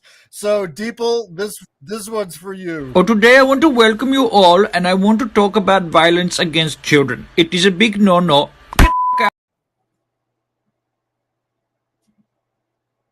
Thank you very much. That one's for you, my man. And thank you very much for the $2 super chat, which converts into Canadian at least to around $50. So because our economy is like so crappy right now. So this is like, why is this a silly debate? Because you can't defend your silly position. No, it's just no, because the whole thing started out is like there are some people out there that think that Die Hard is not a Christmas movie. So and like, well, who the heck are these people that are saying it's not a Christmas movie? So let's see. Home Alone, yeah. Tree Rock, nice to see you, my man. Tree Rock says, yeah, Home Alone is a Christmas movie. Yeah, Home totally is a Christmas movie. So I don't know. All I know is that Die Hard happens around Christmas time, and I guess you could just say it's a very action-packed, kick-ass Christmas movie. In a way, is it a Christmas movie in the sense that that it talks about, like, you know, what Christmas is about? Not really. No. Yes, really. No. It's about family. Well, yeah, okay. The whole plot of the movie is about family and celebrating holiday cheer and putting aside your differences to be with your family. I suppose when you put it like that, yes. It is 100%. Because he's saving his wife. Yeah, so you know, he's saving his marriage because they were getting a divorce. Yes, correct. So he's putting aside literally the terrorists are in opposition to his end goal, which is to reunite with his wife and spend the holidays with his family. It is 100% a Christmas movie. But there are a lot of films that have those themes, though. But that doesn't necessarily make those movies Christmas movies.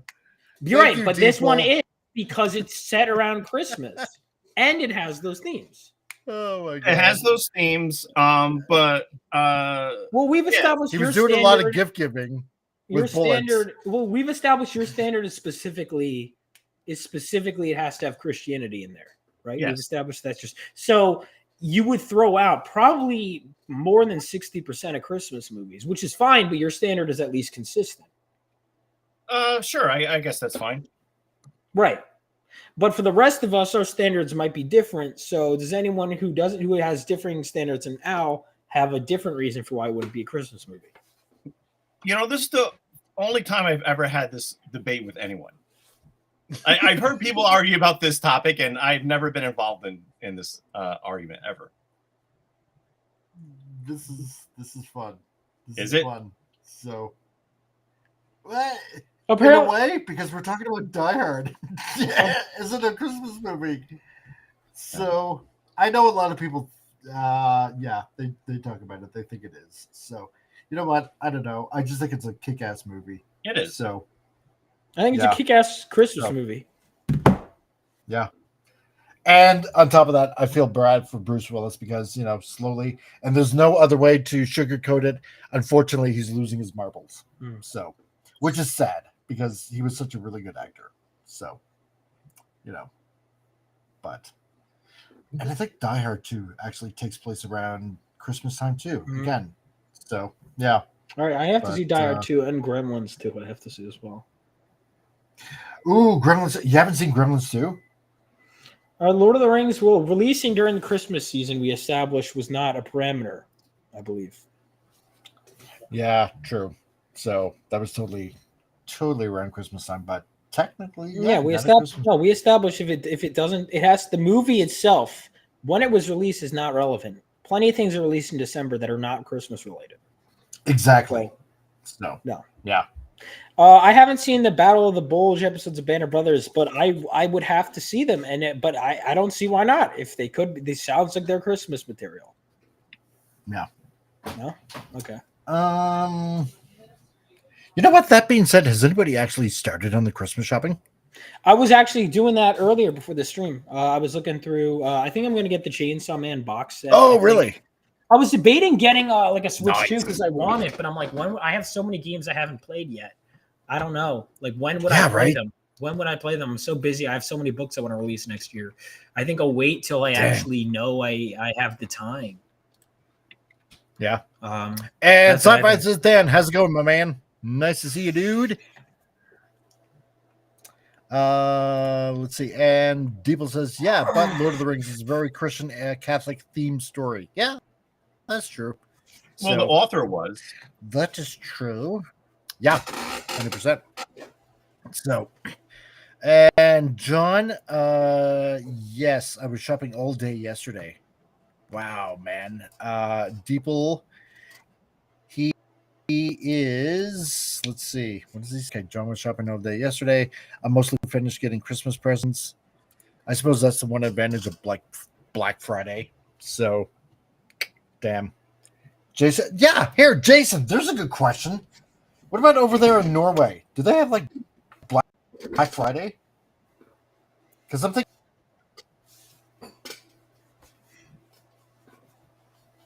Jason? Did we lose Jason? So who is this? Who is this who are these girls that you're drawing? Okay, yeah. Yeah, hello. So, I am so to sorry. let I you am know, sorry. yeah, I'm okay. here.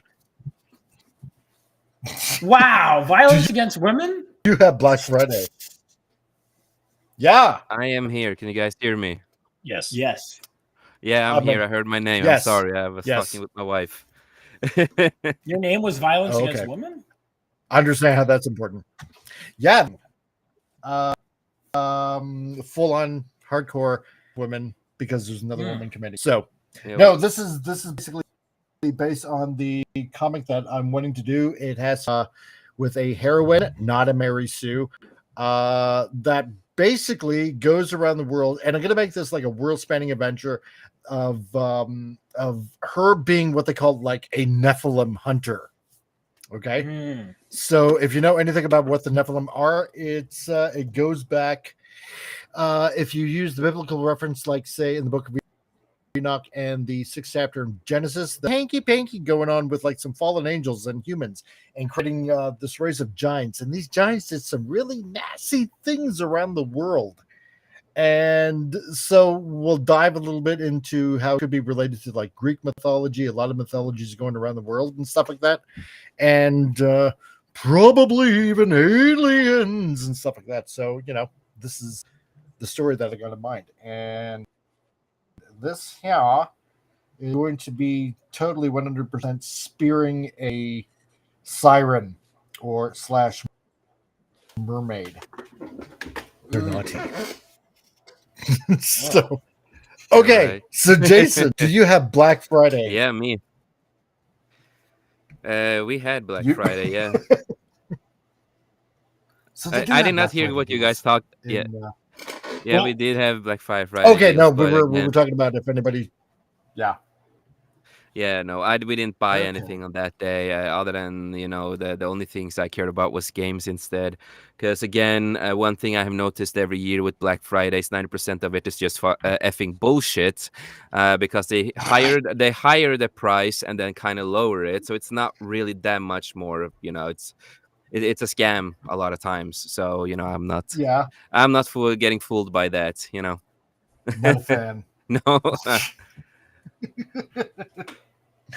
Can't fool me with that. I've taken the About you, Al?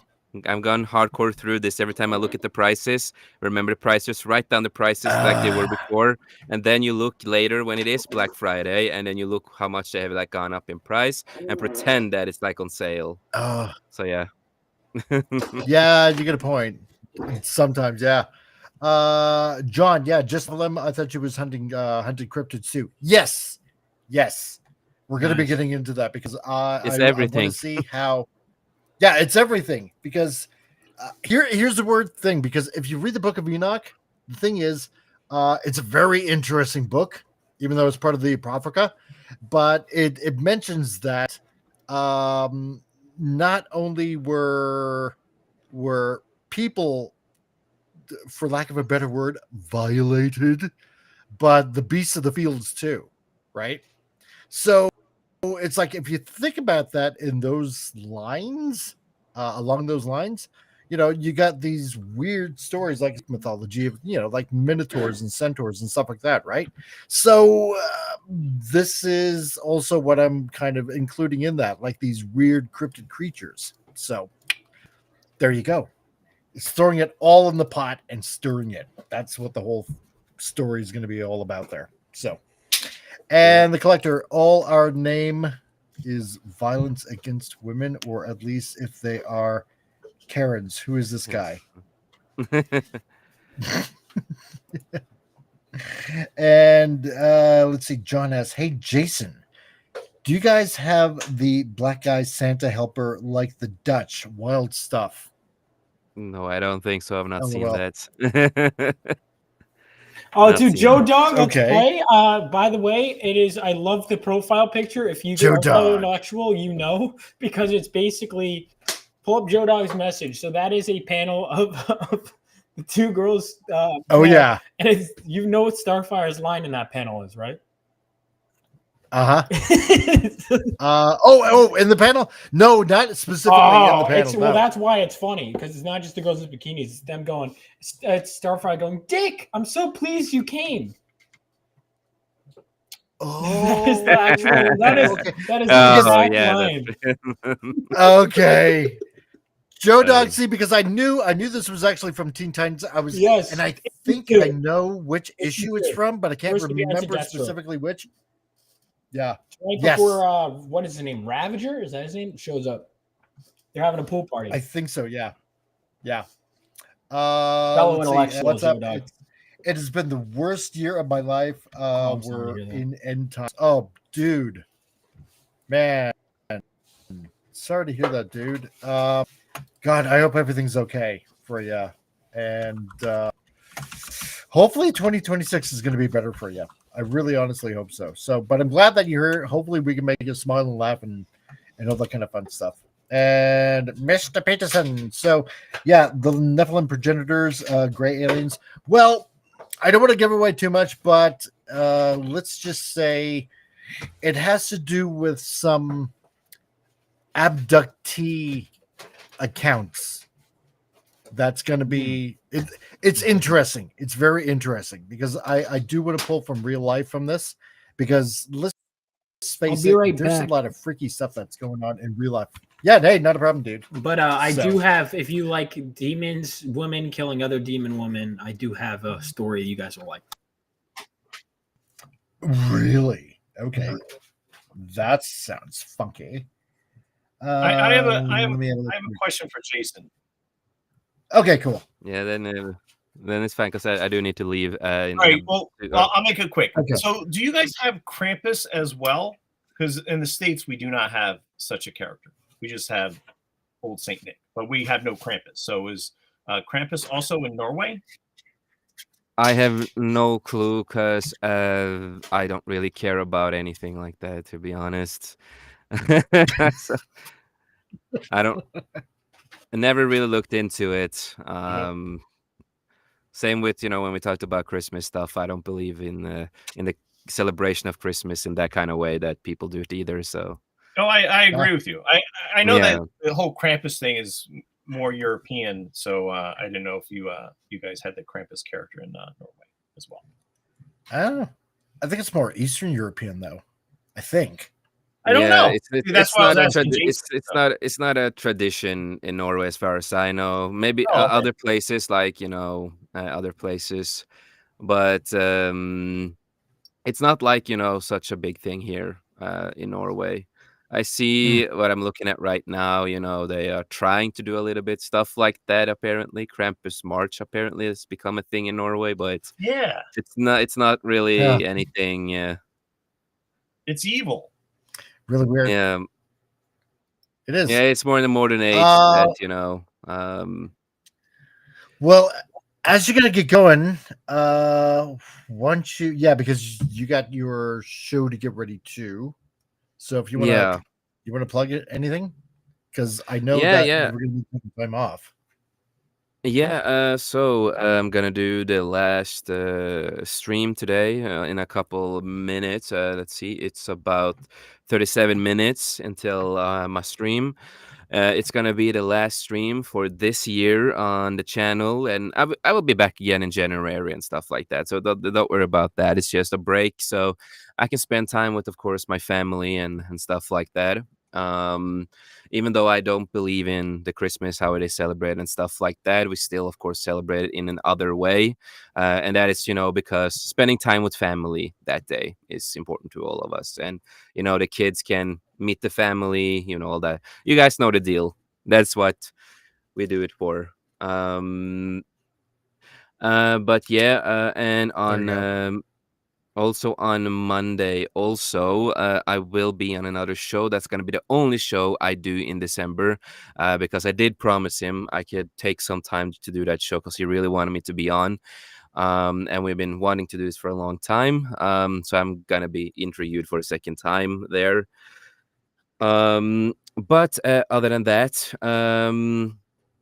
I'm gonna go for a break until January. Spend time with family. But other than that, yeah, tonight, me, Spotter Chris, hopefully Tabletop Junkie, we are gonna do the director's cut, season 1, episode 3, where we talk about some stuff. We're gonna talk about the Super Sentai world, what's going on there, because the Super Sentai is ending, and they are creating it to kind of become a new IP, still the same IP, just new IP, and focus on new stuff of superheroes in that universe. So something I'm really excited to talk about. And of course, we're going to talk about Gundam. Yeah. Of course. Yeah. So we're going to talk a little bit about stuff like that. And other than that, you can always find me, here with the Relief Crusader on Tuesday, where we do his show. And always, you can find me mostly, on 540 Studio, our channel, where we do have the Beyond show. We do have the director's cut, and we do have Skullcast. But Skullcast is on a hiatus until Tom, aka Techno Sapien Geek, is feeling better and feel that he is ready to come back. And we miss you, buddy. Yeah, we miss him. We Totally. miss him, dearly.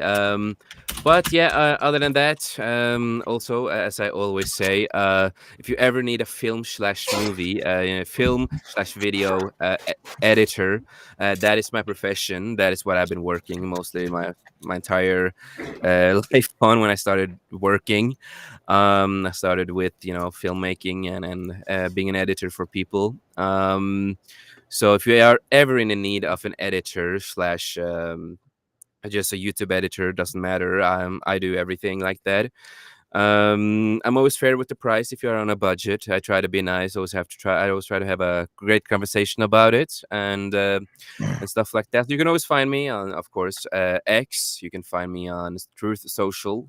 And you can find me on Facebook. Yes, I do have Facebook, even though I hate it. But again, it's a good place to talk with family and friends when everyone is all over the world. Yep.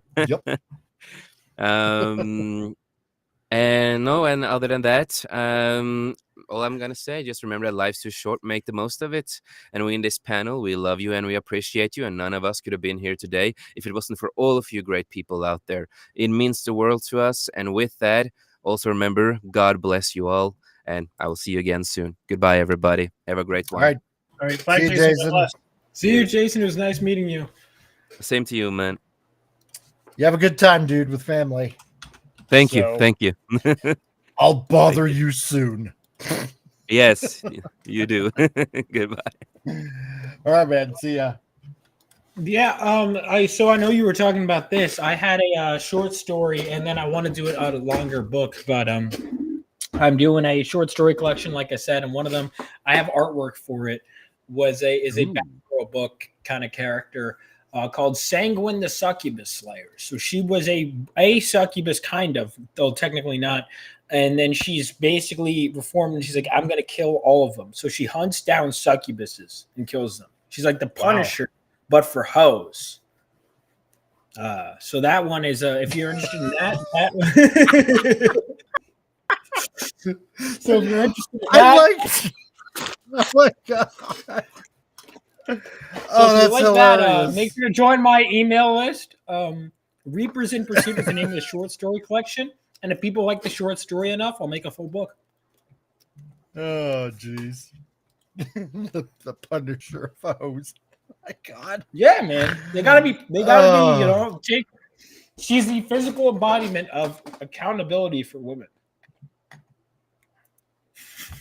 There you go. I like that. More of that. My God. I agree. Oh, this is why she's so Lord. terrifying. Oh man, that's awesome. Yeah. There you go, folks. You heard it here. Preview of stuff to come. So from Rebel Oasis Studios. Make sure to let's join see, my email Vince. list. Oh my God, Vince. Yeah, right. Vince, succubus is my kind of demon. Oh my God, no, they're bad. Demons are bad. No. So, Jack Lumen, buddy, nice to comic. Hello, sorry, I don't have horrible either. Oh, what's going on, man? So, hope everything's okay with you. So, what? I don't have great news. So, what's the news, man? If you could share, I just hope that everything is okay with you. So, yeah, just don't tell me it's life threatening because I would not like that at all. So, dear God, please don't let it be. But well, then again, you said it's not horrible, so that's a good thing. Okay. Yeah. Okay. So, people like Chris Claremont. Any other kind of writers that kind of influence you along the way? With all right. So Chris Claremont, Marv Wolfman. Chris Claremont, Marv Wolfman, Chuck Dixon. Big one. Greg Wiseman with like Young Justice and Spectacular Spider-Man. Those shows, great. Oh yeah. Jeff Johns. Jeff Johns is like the guy at DC. You know, right? Jeff Loeb. My first comic was Batman Hush, and Batman Long Halloween. I want to read the Marvel Comic Colors series. Frank Miller's Daredevil run is. I mean, I recommend that run to even people that don't care about superheroes or comics. I have a video on my channel where I give the definitive reading order for what I think is a definitive reading order. I'm amazed, by the way, at how often people praise Wolfman's works, but he's like never seen on like a best writers list. I find that crazy. God, who else? Let's see. So Jeff Love, Chuck Dixon, big influence. Yeah. To the point where, like, again, the first comic script I actually read was a Chuck Dixon script. I would say I do like. I'm looking at my shelf right here. Like I said, I've been liking Invincible, but those last couple issues have been rough that I just read. But I still like it a lot. Who else? Oh, that's right. Yeah. So Al. We got a fellow Invincible fan here. Yeah, so I've been reading, and yesterday I hit what might have been just the most egregious storyline, and I was really loving Invincible. And now just the last few issues, I've just been like, this can't be it. This is so like, all right. There is a certain point. You've read all of it, I assume, because I'm reading through it for the first time. I have. I loved Invincible. I loved it when it first came out, and yeah, I still have all the Ultimate hardcovers, and yeah, once a year I'll just read through those. So yeah, one of my favorite superhero books. All right, so I'm at let's put Invincible and Adam Eve just made a decision to depart that is just so baffling to me. It's like so unheroic, so I'm borderline evil the way they leave things, and I'm like at a point where I can't justify it. I think I know what you're talking about, but it's hard to discuss it without spoiling anything. So is like, because I'm giving him the benefit of the doubt because I've liked the story thus far, but I'm just baffled by this decision from the characters. All right. So is it when Mark goes away and he comes back and things have changed? Well, he's done that most. He's going away right now, but the thing is, things changed before he went away in such a radical fashion, and he's just okay with it. Like, horrible things happen. There's a horrible takeover, and then he leaves. That is what is driving me insane. Like, I just feel like he wouldn't do that, and he just feels out of character. It feels wrong. Well, there are a lot of instances in Invincible where there's I wouldn't say heavily moral implications to the story, but there's like some real questionable stuff. There's one, well, I can't even talk about that because you haven't gotten there yet. But there are instances where it's kind of like, well, it's hard to say anything without spoiling anything. Or is this something that a superhero would do? Or like not all the characters get along with each other or see the same things the same way. And would it be a good idea to wipe out a whole race of people just to kill a couple? Yeah, of that I liked. That I liked. Yeah. Oh, all right, so you got to that. But see, yeah, and that was a weird one because I don't think it really. It's a tough one. That was a real tough one. Yeah, I don't know. I don't think the ends justify the means for anything. So yeah, that was a tricky situation. Yeah, I don't know. The last couple issues, it's just been literally there was like a multiple pages of him. Oh, I can't flush the toilet. I'm like, what happened? Oh yeah, because he's on an alien world and he's not used to the food and yeah. Why was that? Why did that need to be several? Yeah, why was that a whole like issue of 2 issues of just like that kind of stuff? Maybe it was a cultural thing. I mean, I don't know what Robert Kirkman was thinking, but yeah, maybe it's a cultural thing because they come to this new alien planet where there's all these different alien cultures, and how do you fit in and how do you adjust your life, to fit in with the rest of society. So yeah, you don't see stuff like that in Star Trek. No, so I just didn't get it. Hey, you got a point there. Yeah. Well, the toilet thing that was kind of gross, but yeah, because they had a baby daughter, right? So like you can't just give her any food that other aliens might be able to eat and have no problem with. So there's certain health issues that have to go on. So they have to assimilate. And initially they were having a hard time with that. Yeah, I don't know. Like, I mean, I'm willing to read it through, but it was that whole thing. The way he leaves after like some people he cares about are just killed, and he basically just lets them get away with it. Is just like I see no logical reason why that's okay. Yeah, I have found with that particular character, sometimes he comes around and he changes his mind on things. But like it's like they do something crazy and there's no consequences. Right. There should be consequences. But you don't often see that in superhero comics anyway. No, but this is I've never seen anything like what just transpired in this story. And it's like it's insane to me. Like basically, without spoiling it, imagine Doctor Doom comic Relief Crusader. Imagine Doctor Doom kills one of the Fantastic Four, or kills like Johnny Storm or Ben Grimm, and then Johnny Storm, and then Reed and Sue go, you know what? Doctor Doom kind of has some good points, though. Even though he just killed the other 2 Fantastic Four, we're gonna leave the planet and have a kid, and let Doctor Doom take over. Yeah, right. No.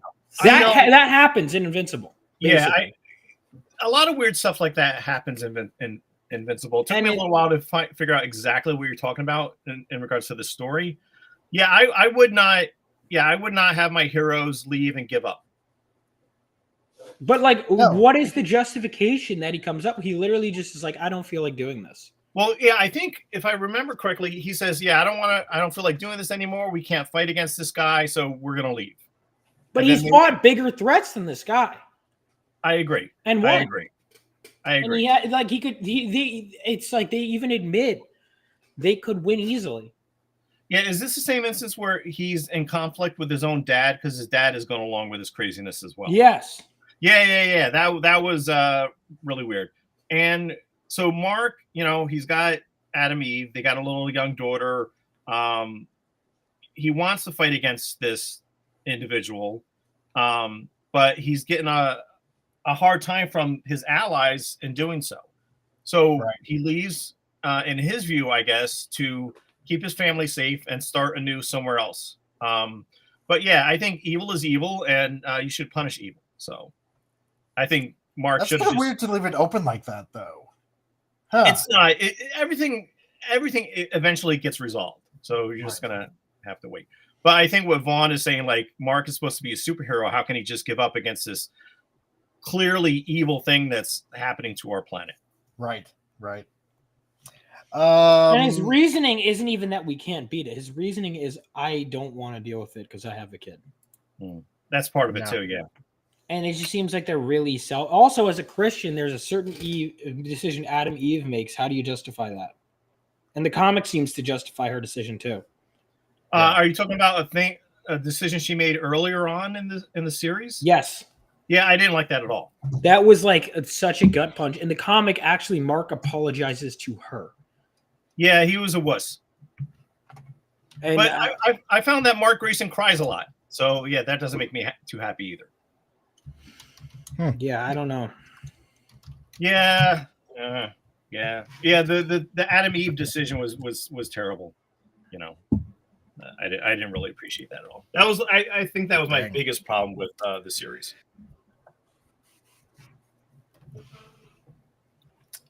Interesting. You know what? The one book that I'm gonna first of all, I'm gonna say, yeah. So Jack, yeah, dang dude. No concussions, no stitches, 3 CT scans. Man, for falling out of the bathtub, like that you're okay. And you know, and it wasn't more serious or anything like that. So, dear God, please don't die on us whatsoever, man. So it's been a great. Oh, sorry. No, because I enjoy having you guys here, man. So it wouldn't be the same without you. So yeah. That being said, you know what? One book that God, and I gotta finish it at some point is I haven't checked that out. That whole that series. I know it's still going on. It's actually not a bad read. I just haven't gotten around to finishing it. And it was a director that I did some work for, some video editing for, because I don't know how we even got on the subject of comics, but he recommended reading Saga, and it's not a bad book, not bad. So I would recommend that. So if anybody is wanting to pick up maybe some Image comics or something like that, I think you can find it more in a collected format than anything. It's not bad. So anyway, Vince, do you got any questions maybe for Al, like comic wise? He's done a bunch of stuff. Any tips or anything like that you might want to find out or do, or questions?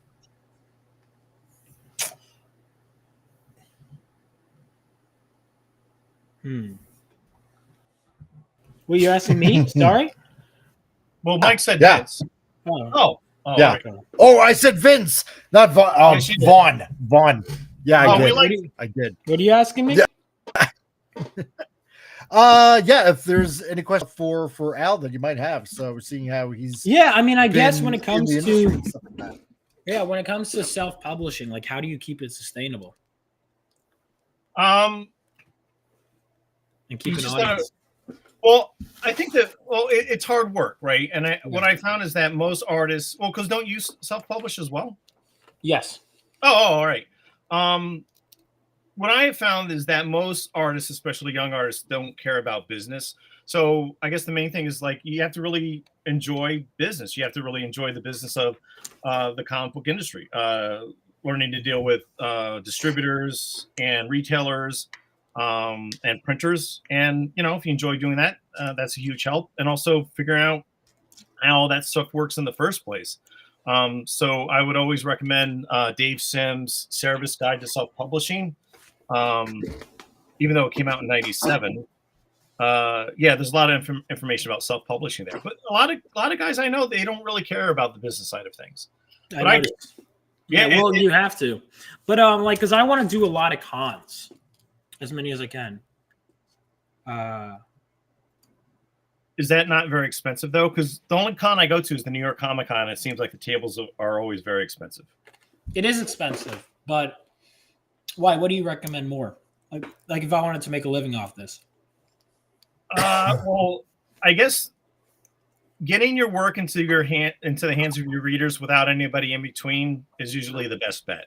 So selling directly to your readers, you get more profit per unit. But you have to do everything. You have to be on Amazon, and you have to actually, sell directly to the stores. And how do you go about that with like my cover price per issues, for example, is tough. Like it is, because printing has gotten so expensive now. How can you make a profit if you have all these other people taking a piece of your product? Right. So yeah, it's not easy, especially with working with Diamond. Because when I was working with Diamond was taking 60% off the cover price. So they would get a cut, the retailers would get a cut, but also you have to keep in mind your printing costs. So, going through that route, you didn't make as much per unit as you would selling directly to your readers and to stores without going through Diamond. So, but you have to do everything. You have to do all of it. So I wouldn't frown on anything in particular, because that might cut down on your readership. And there are some stores, because I found within the Christian book market, there are some Christian stores that do not want to deal directly with publishers. So they actually like the idea of having a distributor. And I've talked to multiple stores that just they're like, no, if you're not through Diamond or whatever, we just don't want to deal with any. We already have too many. Wow. Now, is that still the same now, since Diamond is really no longer around?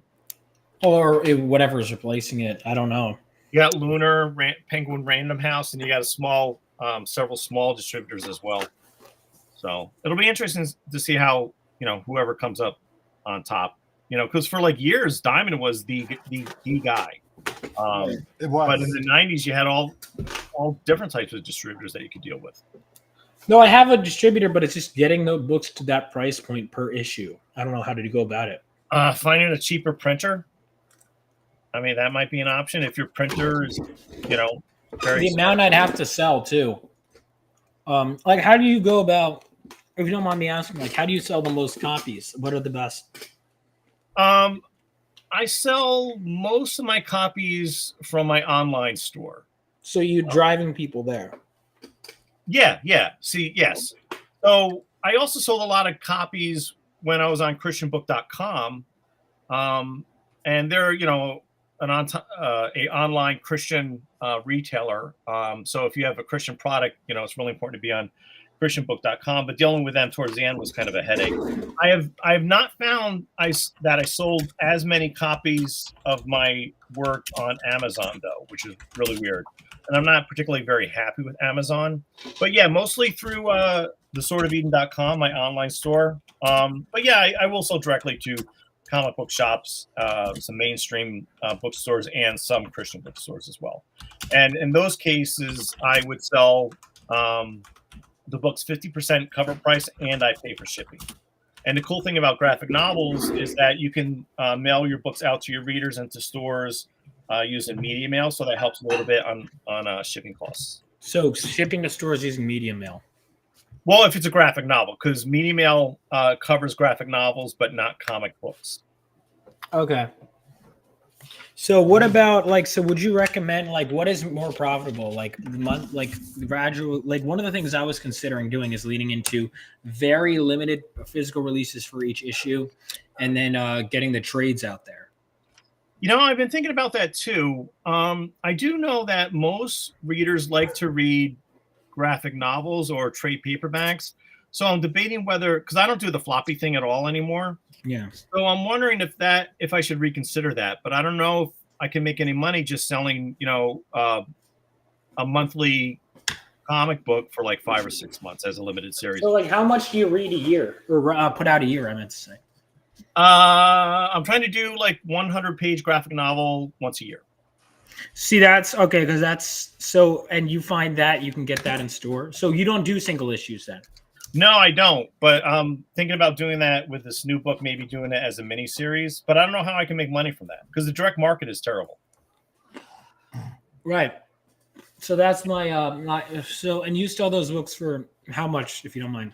Well, volume 1 is 220 pages, and that's $20. And volume 2 is 100 pages, and that is $15. Shit. Okay. So, what if I were to sell a 300-page book? Is that $50 unacceptable for that? I was talking. Do you know Terry Moore? from Strangers in Paradise? Yes. All right, so Terry Moore was telling me that what he has found is that when he prices anything over $20, the readers have less interest. So I would keep that in mind. And if it means, having less pages in a book and keeping the cover price no more than $20, I think might be a good idea. So my question then is, okay, so, and this is how much of so much of my creative energy goes to this and not writing, and that drives me crazy. But you have to. So, because all right, I charged $20 for my first comic book, which was $60 for the physical, 60 something pages. So because of that, I can't really charge that much for. Would it be better economically to do? All right, so for example, there's these little trades that are $20 and they're 4 issues, right? But then I would personally rather do a $50 trade that's 12 issues with 8 issues, which with 8 issues, one of my issues is triple size and one is double size, so it really amount to 11 to 12 issues of stuff. Is that not? You don't think that's economically good? Probably not, unless you make it special somehow. It's a larger size, physically just bigger, and maybe make it a hardcover, and then maybe that would answer any costs about the higher cover price. So maybe, okay. Well, because Bill Tucci was doing stuff recently with some of his books where he would have metal covers and that sort of thing, and then it seems like some of the fans that want to spend that extra money on something like that will spend that amount of money on something like that. But, I think anything over $50, if there's nothing special about it, I don't know if readers want to spend that much money on even if it's a higher page count. I don't know. It's tough. I probably not. Damn. Yeah. That's just my view. So that's why I've always stayed to make sure I would keep my graphic novels, less than $20 for a couple. So then, because I would have to make my trade basically the same price as my issue 1. All right. So see, that's the thing about stuff like doing incentive covers and stuff like that, because in this current market, you got to think about will probably realistically have enough money to blow on super incentive covers. I mean, they're fun and all, don't get me wrong. Back in the day, God, I think all of us got as many incentive covers for any particular issue that anything. Chromium covers, foil covers, what was it, die cast or not die cast, what was it, die cut hole covers and stuff like that. But then again, I don't know. That's probably a good question to ask, maybe everybody in the chat too. I mean, is incentive covers your kind of thing that you would want to collect, especially from an independent publisher like these guys? Well, it's also, because I know Al, you've had the Trump 2024 cover, correct? And so here's an interesting question: compared to which did you find sold more? The standard cover I sold more, because the variant cover is $30 as opposed to $15. Right. So, but the printing costs were the same for each book.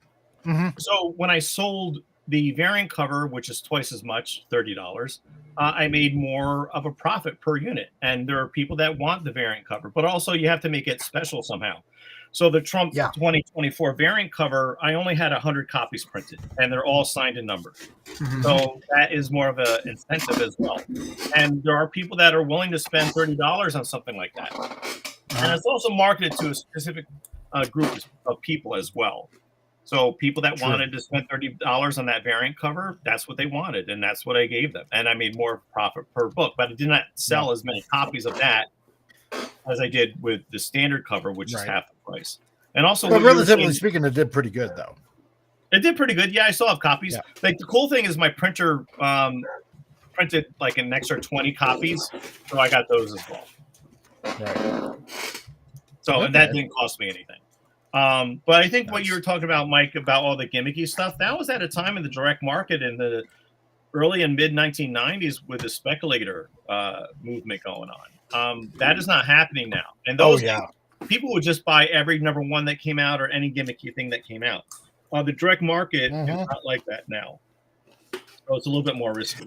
No, it's not because I'm finding out that, or kind of like listening to the ear to the ground kind of thing. That I think a lot of the people out there, and I'm not saying obviously anything against like say R2 Bear or Bill, or Sushi or anything like that. I mean, good on them for what they're putting out now, anyway. But I'm wondering if we get stuck in the mindset of what was really cool during the 90s,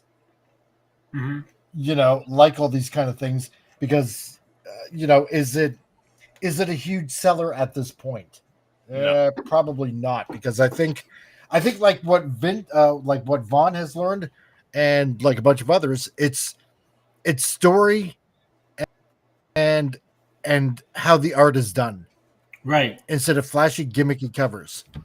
So let me ask you a And I think question. we're going back to basics, is what I'm trying to say. Right, I agree. My whole thing is I want to get my book out in as many hands as possible while being respectful to my backers. Right. So I know I'm going to go down on price. The question is, how much can I realistically go down? Like, if truth be told, like, right, I would love to get like, all right. So I'm looking. Okay, so let's give an example. This Wolverine book, 4-issue miniseries, right?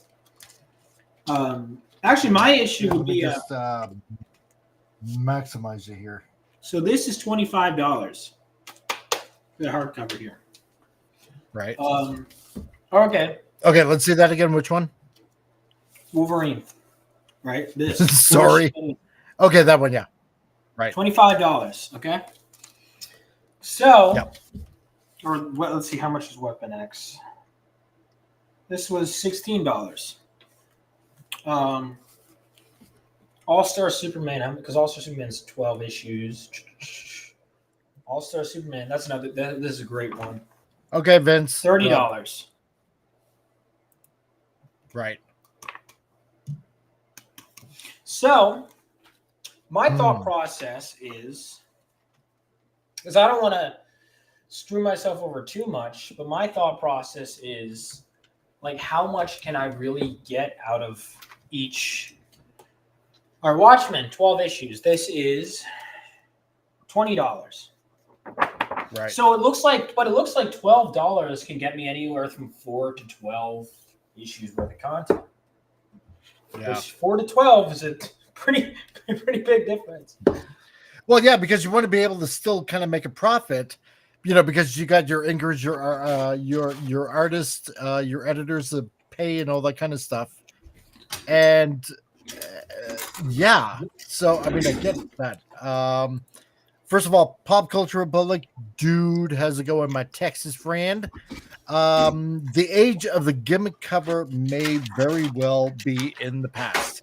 I don't know if buyers will be helped by holofoil, 30 foil, die cut, embossed shiny covers. Yeah, I think so too. At conventions, like, they don't sell that well, so that's why I'm thinking I keep that limited edition. Okay, get in. All right, Kickstarter. That's all the money. All right, there we go. It's literally to help the production to get that one. Like, I'm going to see the Kickstarter as like my, hopefully in the future, my whatever percentage of fans, like the diehard. Oh, we got to get it really fast. Okay, get everything, and that's what I think I'm going to do for single issues. Right. My debate I've been having with myself is, do I want to go to trades every 4 issues or wait and go every like 8 to 12 issues? Ooh, that's a good question. I would keep it down to 4. And Now, why is that?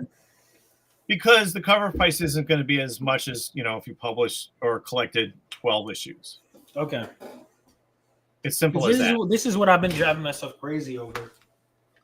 And then I'll have to pick, like, I'll have to ask you, like, what stores you can get into and who you can reach out to. Sure. But in the meantime, guys, you can get my stuff right now because I'm not going to be printing these single issues forever on my website, or you can get them digitally. So once again, we got 20% off, or for digitals, it's like digitals right now, it's 60% off. So go nuts. But yeah, I think I do got to head out and do some work, but I'll keep in touch with both of you guys. But Sure. This especially got my hey, not a problem. wheels turning, and I lost track of time. It's been 2.5 hours, but thank you so much. And I know. Hey, not a problem. So, yeah. Oh no, go ahead. Go ahead. Vaughn, I do have an email list of retailers. I could always share that with you as well. Oh, I'd love that. Thank you so much. You're welcome. Yeah. How's it going? So, yeah, is there anything, I mean, obviously beside the comic that you want to plug? So, yeah, go to my YouTube channel, Vaughn Colman. Yeah, just go there. You can follow me on all socials. I'm on Twitter at Vaughn M. Colman. I'm on Instagram. You name it, you can find me everywhere. So just make sure you guys give me a follow. Who knows? I might do a live stream on my own channel. If not tonight, it's hopefully soon. So keep an update on that. I do want to do more regular streams. I'm basically, as you guys can tell the way I'm talking, really trying to figure out a way. How do I make the most money I can out of every little thing? So I was going to do it, and I'll be seeing you guys. Yeah, not a problem. So, yeah, Vaughn, thanks a lot for being on here, having fun with us. So yeah, thanks for having me. Anytime. I hope you enjoyed yourself. I did. Yeah. Great. Hope you had fun, and spread the channel around, and we'll have you on again. Of course, I'd love to. See you guys. Bye. All right, see ya. So there you go. There's Vaughn of I was almost gonna say Supernova. But yeah, so go check out his comic for super blah blah blah blah Phenomenova. There you go. That's the word I was looking for. And yeah, I do gotta say, I've checked out the first 2 issues. I had a good read of them yesterday, the day before, and it is the story is really solid. I like it, and the artwork is great. Like, it's really, really great. So yeah, it's a good book to check out. So if you want to get anything independent, well, there you go. Check that out. So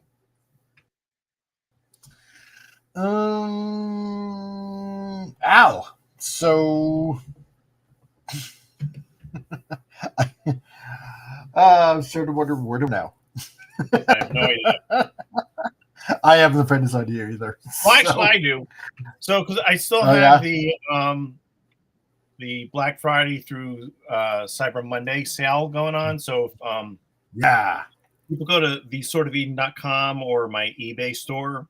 They can get a buy one get one free for all the Sort of Eden graphic novels, and that ends later on Monday. So there you go. So that's still happening. So if you want to go ahead and do that, yep. There is the stick, and also on top of that, yeah. So we got the eBay link. Yeah, there you go. Yep. And that's where you want to go.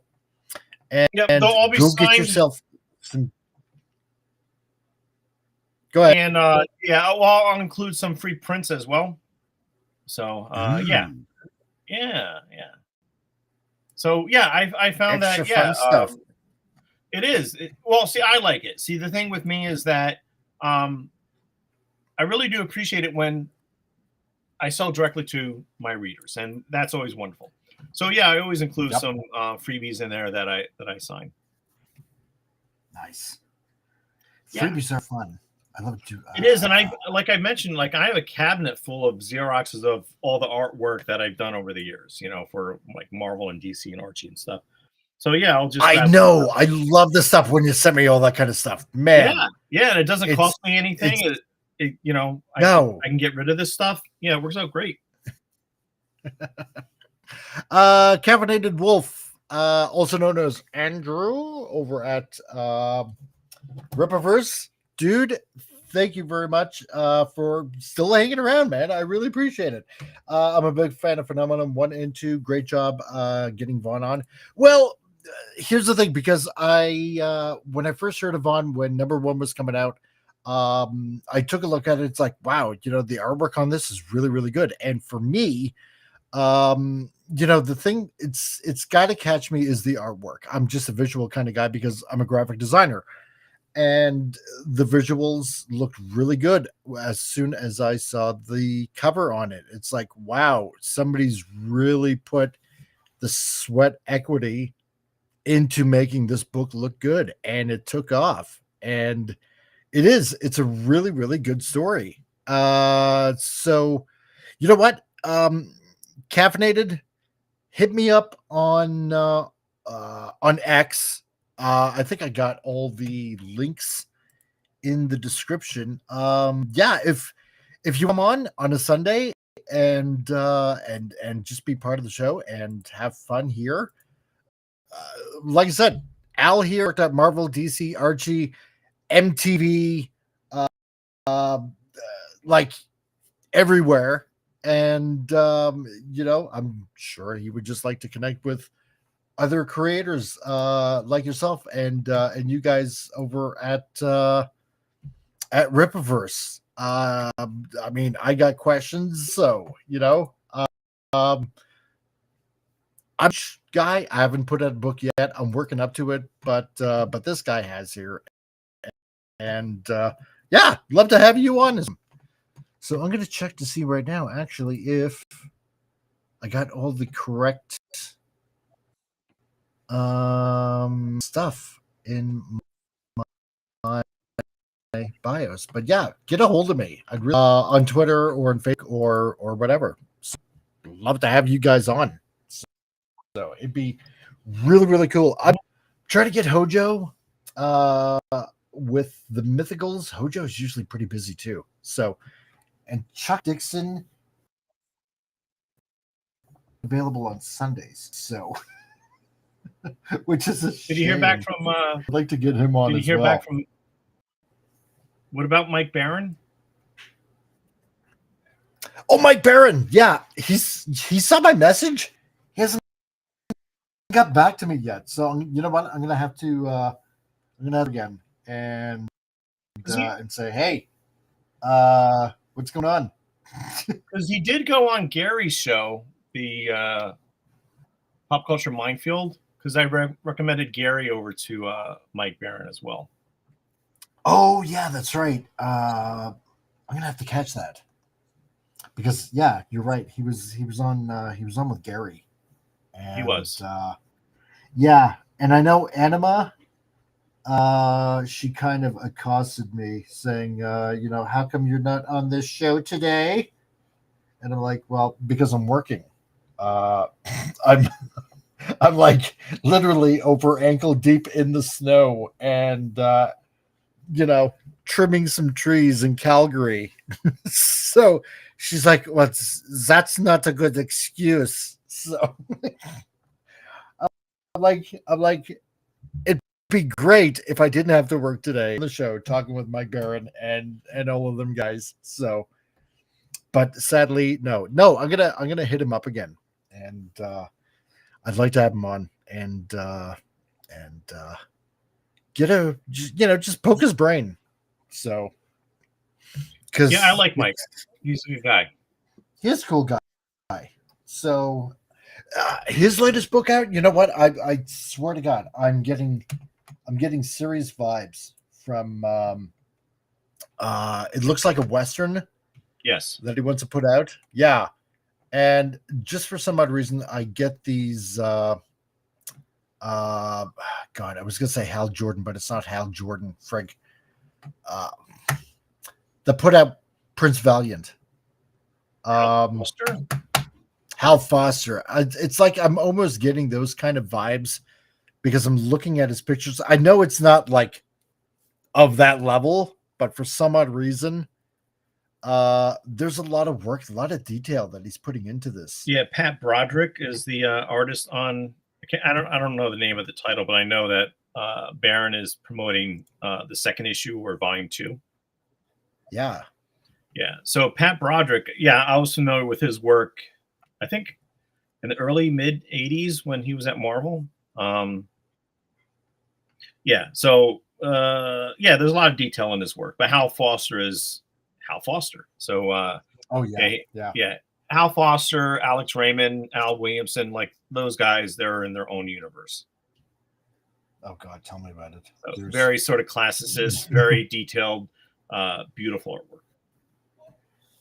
Yeah, I love it. I mean, I like those guys, but it's certainly not my style because my style tends to be kind of on the cartoony side. So no, and that's why I like it so much. So oh, thank you. No, because like I said, you know, I like all various types of art styles. If it grabs me, then I just want to read it. So, and yours did, you know, from like day one. It's like I like this style, because yeah, it is very cartoony, but it's extremely fun. You know, yeah, that's what I liked about it. It's weird because I know like Doug TenNapel said it looked like the artwork that I don't even know the name of the creator. In the 1990s, there was a comic called Scud.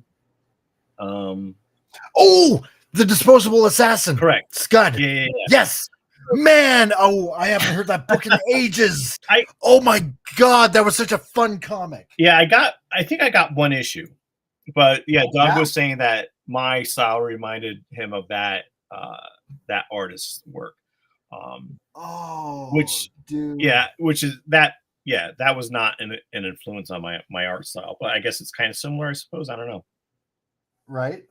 But yeah, I mean the guys that I like, I mean, because I like what you're saying before in regards to how comics or graphic novels. I think the artwork, yeah, for me, if it's terrible artwork, I can't get into it.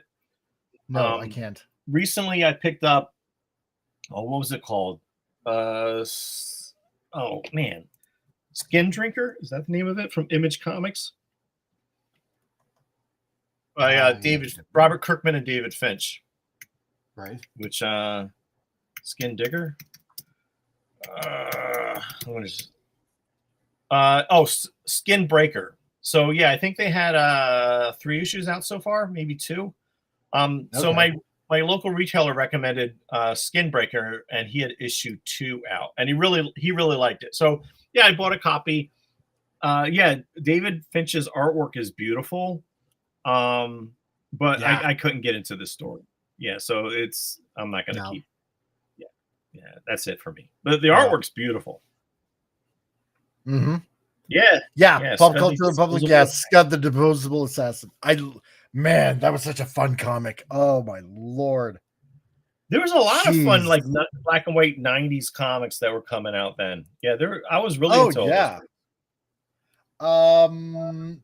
One that really grabbed me was oh geez, I'm trying to think of his name now. What was it? Johan, the one that created basically, you know, Zim the Invader, right? He had Johnny the Homicidal Maniac, and he had a few others too, and I'm trying to remember his name. Dang it.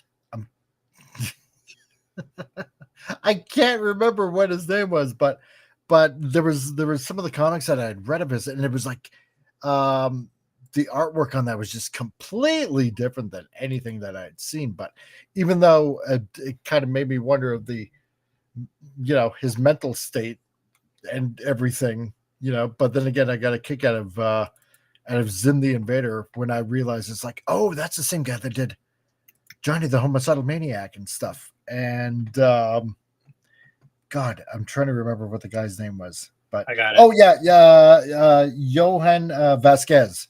I think it was Johan Vasquez. Yeah. So, God, that also brings back some memories too. So, but was that a cartoon as well? Zim? Yeah. Okay. All right. I know Johnny the Homicidal Maniac wasn't. But yeah, what was the other stuff he did? He did what was it, Filler Bunny? He did Squee. Obviously Johnny the Homicidal Maniac. What was it? I think there was another book. Was it I Feel Sick? He put in some really weird stuff. So well, it looks like Invader Zim was on Nickelodeon. Yeah, it was. So Okay. yeah. But yeah, that was some really weird 90s stuff.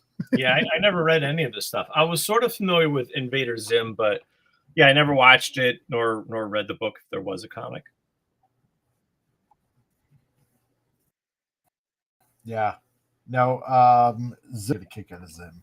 So, and only because, I knew of his work, of Vasquez's work with the comic that he did in the past. What was another good one? Dang. There was some really good. I don't want to call them underground comics because they weren't really underground because they were out there on the shelves. Right. When I think of underground, I think of like Robert Crumb, Art Spiegelman. Yeah. Lem's Kitchen, all the hot smoking hippies. Yeah, that's what I would consider underground. But I think like in the 90s, I would probably refer to that stuff as alternative. But now it's hard to say because there's more alternative content. Because there was a time, if it wasn't Marvel or DC, it was alternative. Exactly. Yeah. So in the 80s, you had a lot of, the smaller publishers show up, like Pacific or First Comics. And they were First Comics I thought was great. So they were putting out a lot of good stuff. But late 70s, through the 90s, the black and white, comic book market. Teenage Mutant Ninja Turtles, I think, is a good one. That was a huge success. But I like, I always say this, but Cerebus was still one of my favorite comics. Strangers in Paradise, Terry Moore. I mentioned Terry earlier today. I liked his Strangers in Paradise. We mentioned this too, a fellow Canadian, fellow to you, Canadian, Greg Hyland's Lethargic Lad. I was a huge fan of that stuff. And then eventually I was able to ink some backup stories on Lethargic Lad when I started working in comics. But yeah, there was a lot of, black and white stuff that was coming out that I thought was great. That was so much fun, man. But I always had I couldn't believe as soon as you mentioned Lethargic Lad, it's like, dude, I read that when I was in college. I love that book. And Greg and I, I was very fond of Greg. So yeah, I was a fan of his work before I started working on Lethargic Comics.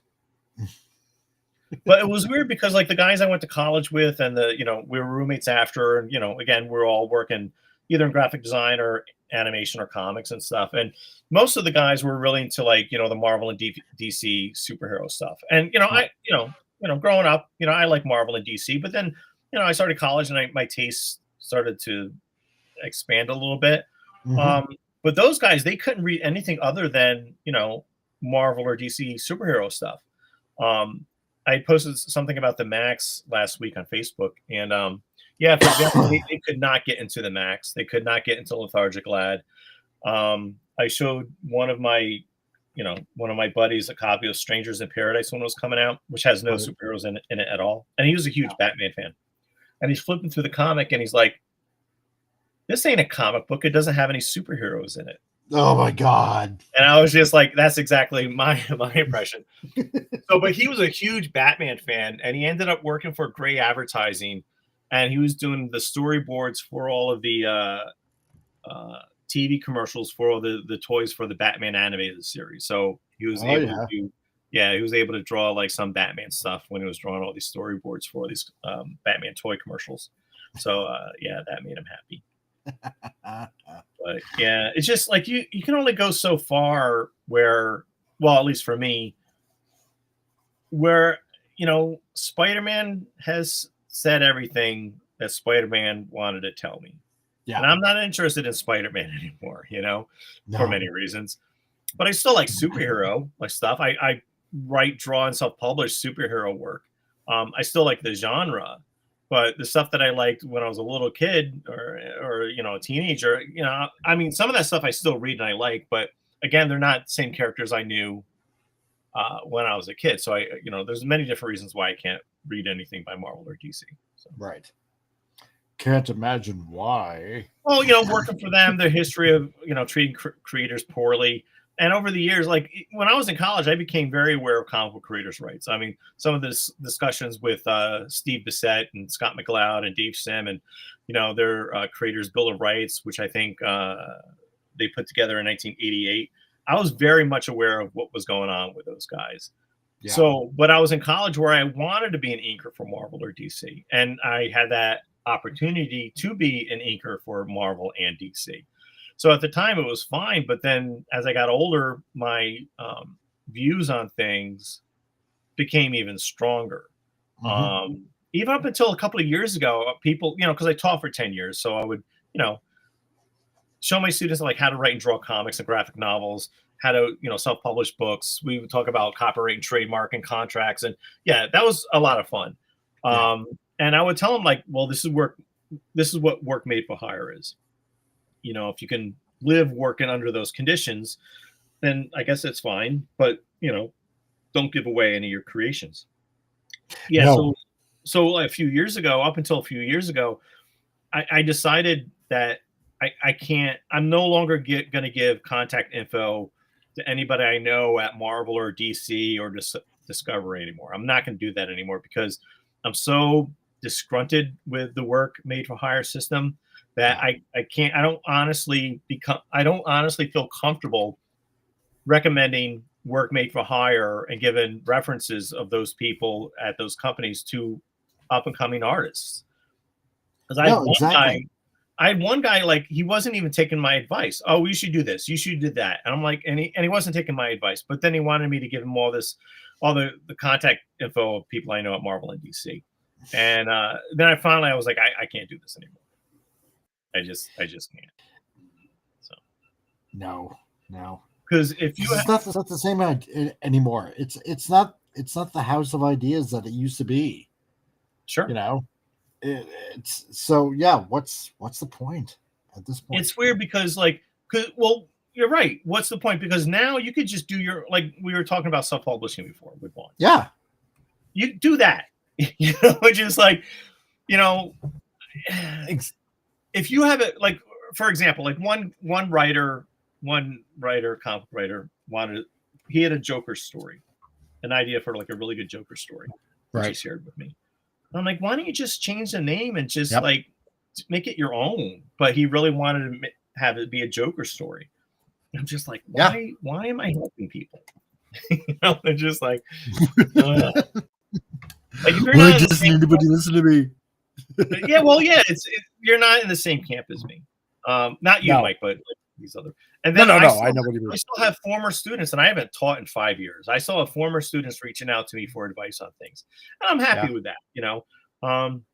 So I'll do that. I mean, that's fine. But mostly, my advice is self-publish. Don't work with anyone else. And if you have a great Batman story, then just change the name and make it your own character.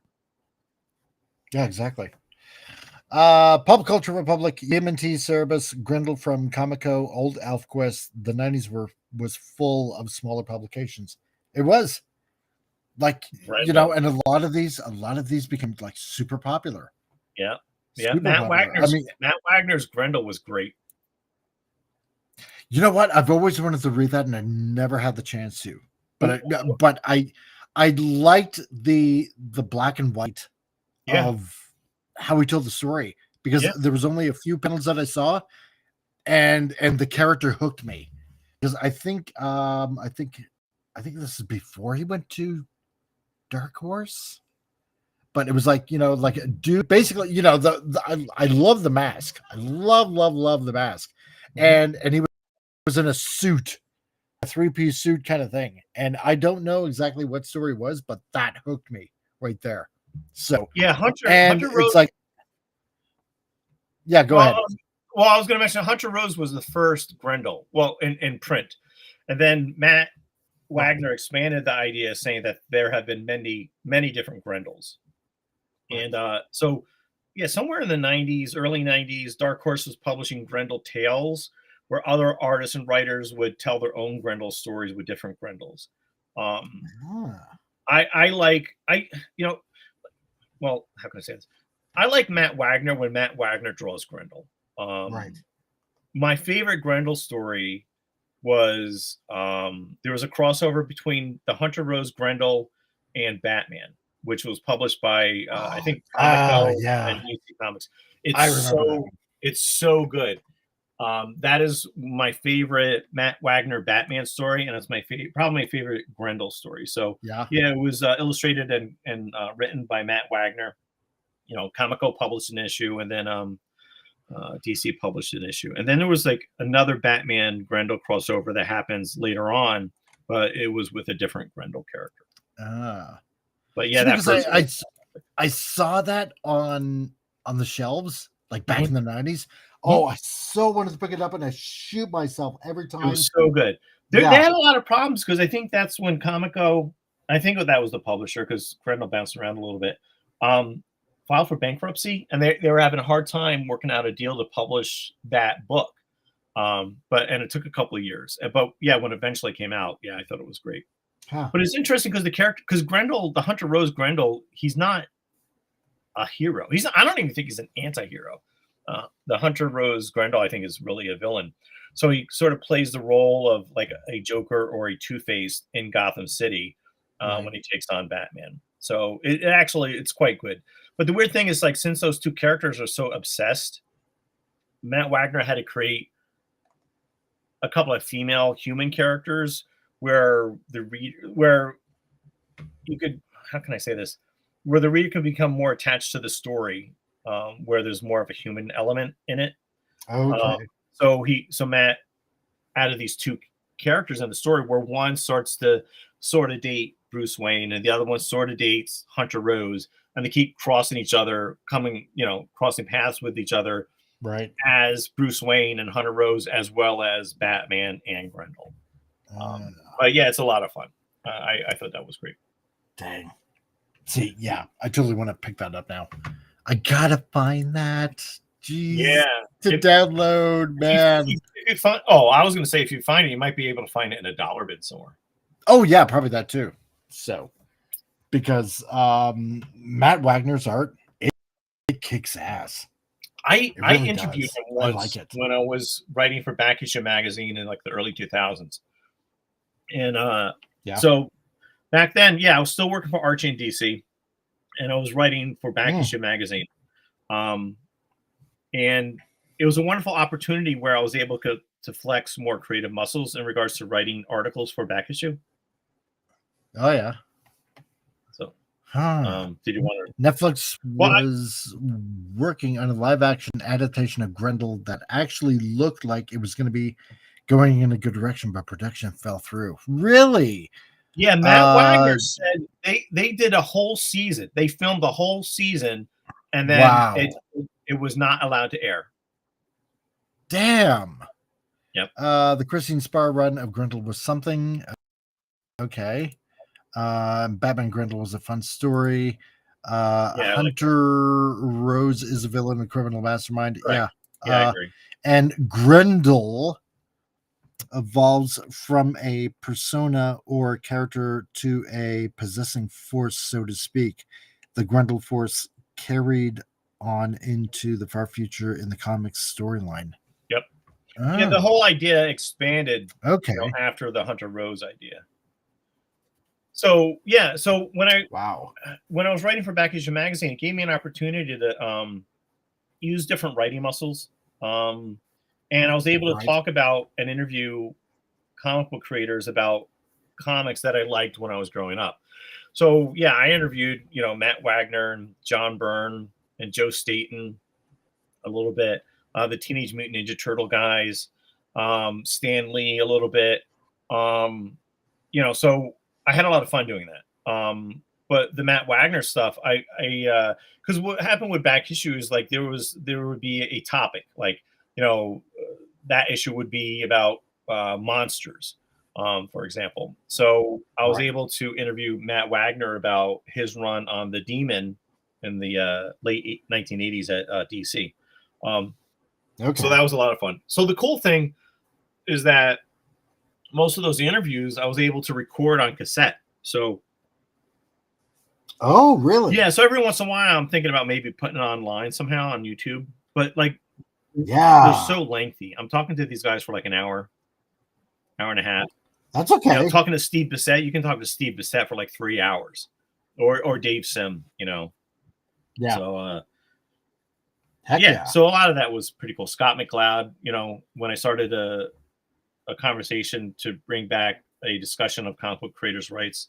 Initially it was me and Dave Sim and Scott McLeod and Steve Bissett, and you know we had other people chime in along the way. Rick Veach, Eric Larson, I think Dennis Kitchen for a little bit, just to start talking about this stuff again. So, but those interviews initially, I also had recorded. So that is actually pretty damn smart thinking. It was, well, most of the guys didn't want to do any interviews through email. It was just easier for them and less time consuming just to talk on the phone. Right. Yeah. And I interviewed, oh man, who was it? Was it George Perez? Marv Wolfman? I can't remember. I wrote an article. I liked George Perez and Marv Wolfman's creation and run on New Teen Titans like in the early 80s.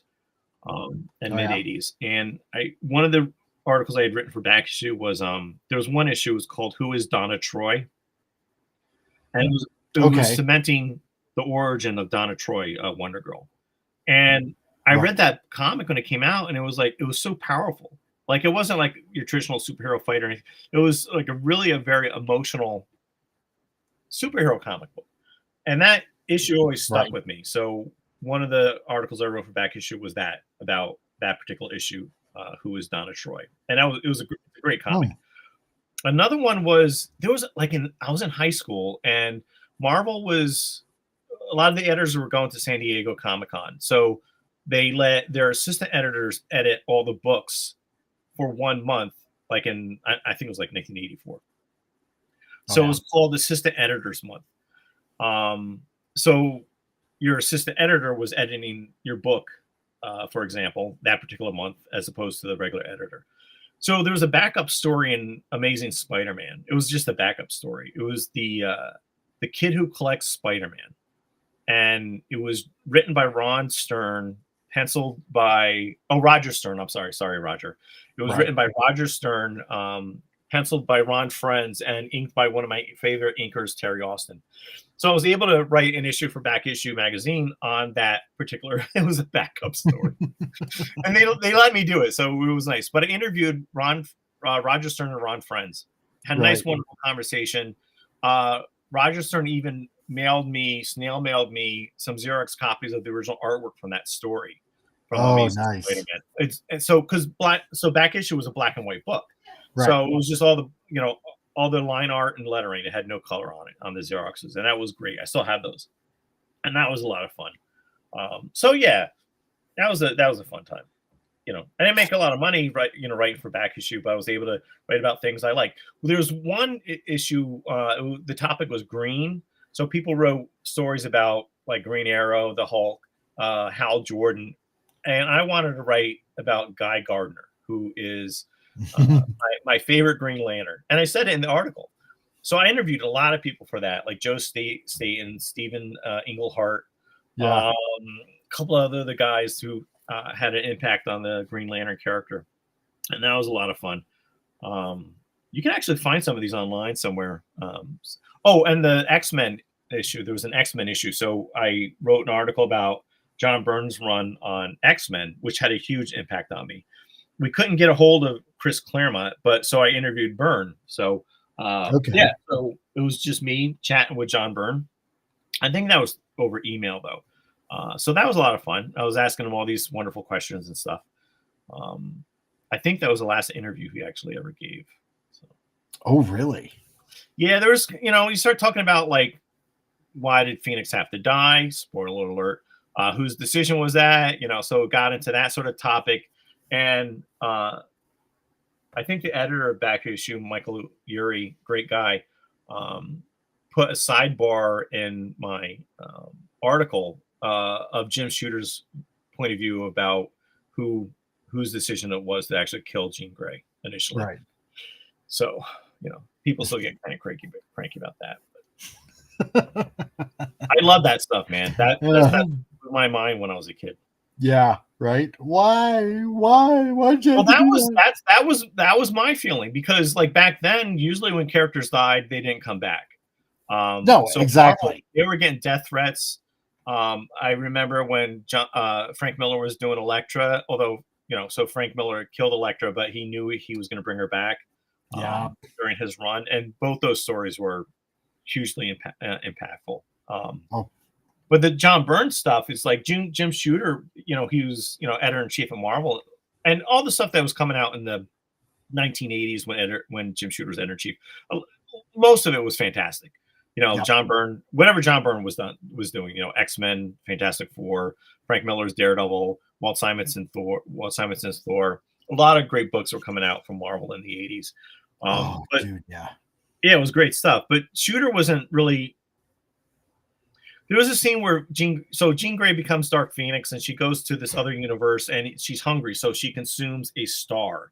And in doing so, it kills this whole planet of broccoli alien-looking people. Yeah. So then what had happened is, like, they were working on issue 137, and initially Jean Grey was supposed to survive.